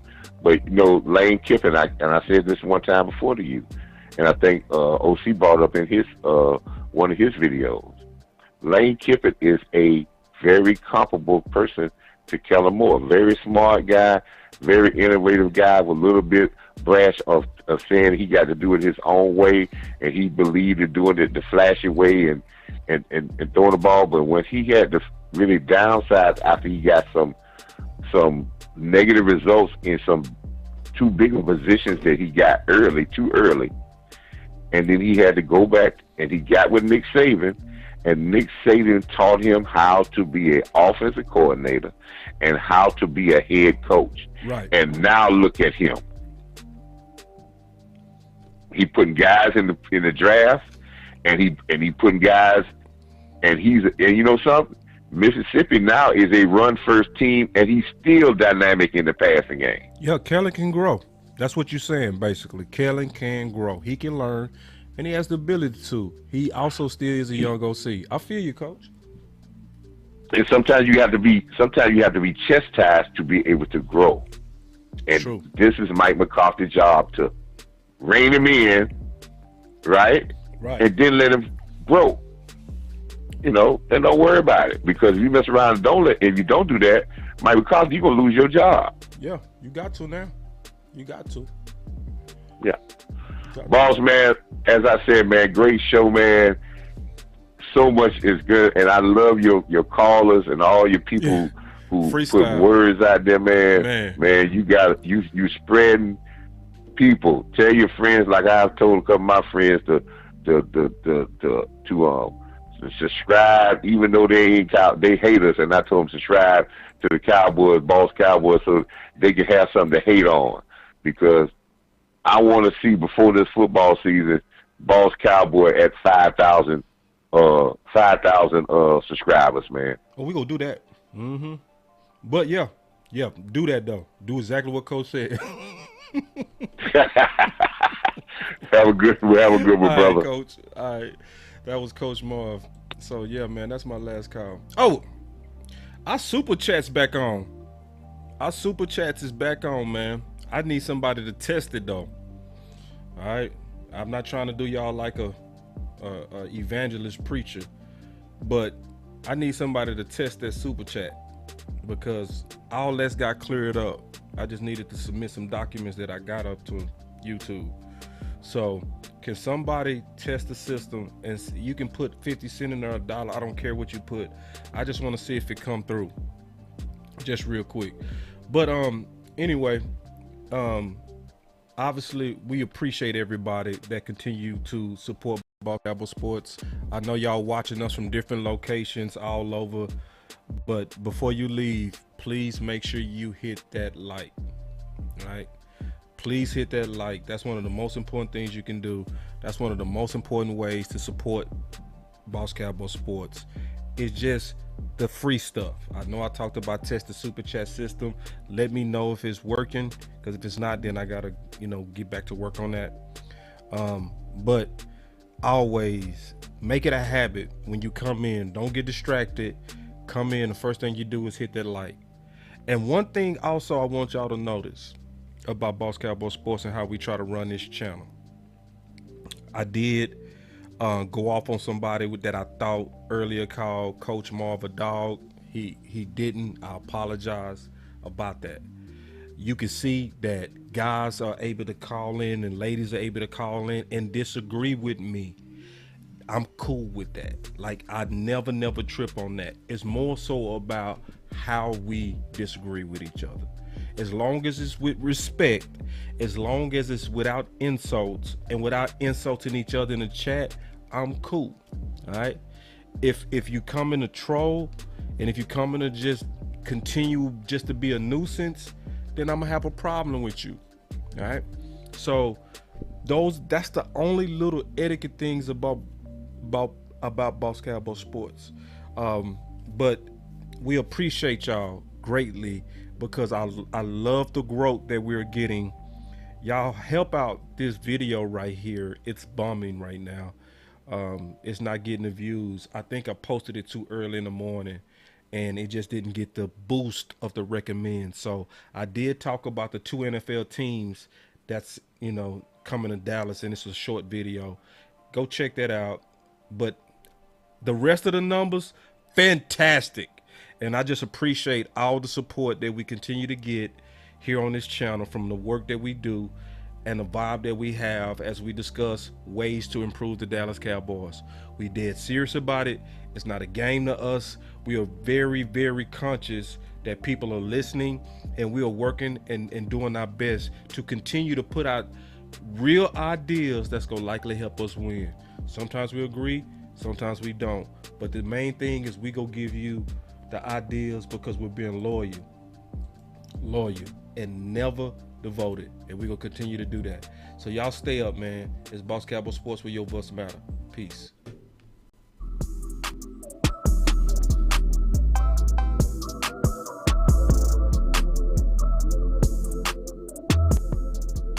Boss Cowboy Sports, where your voice matters.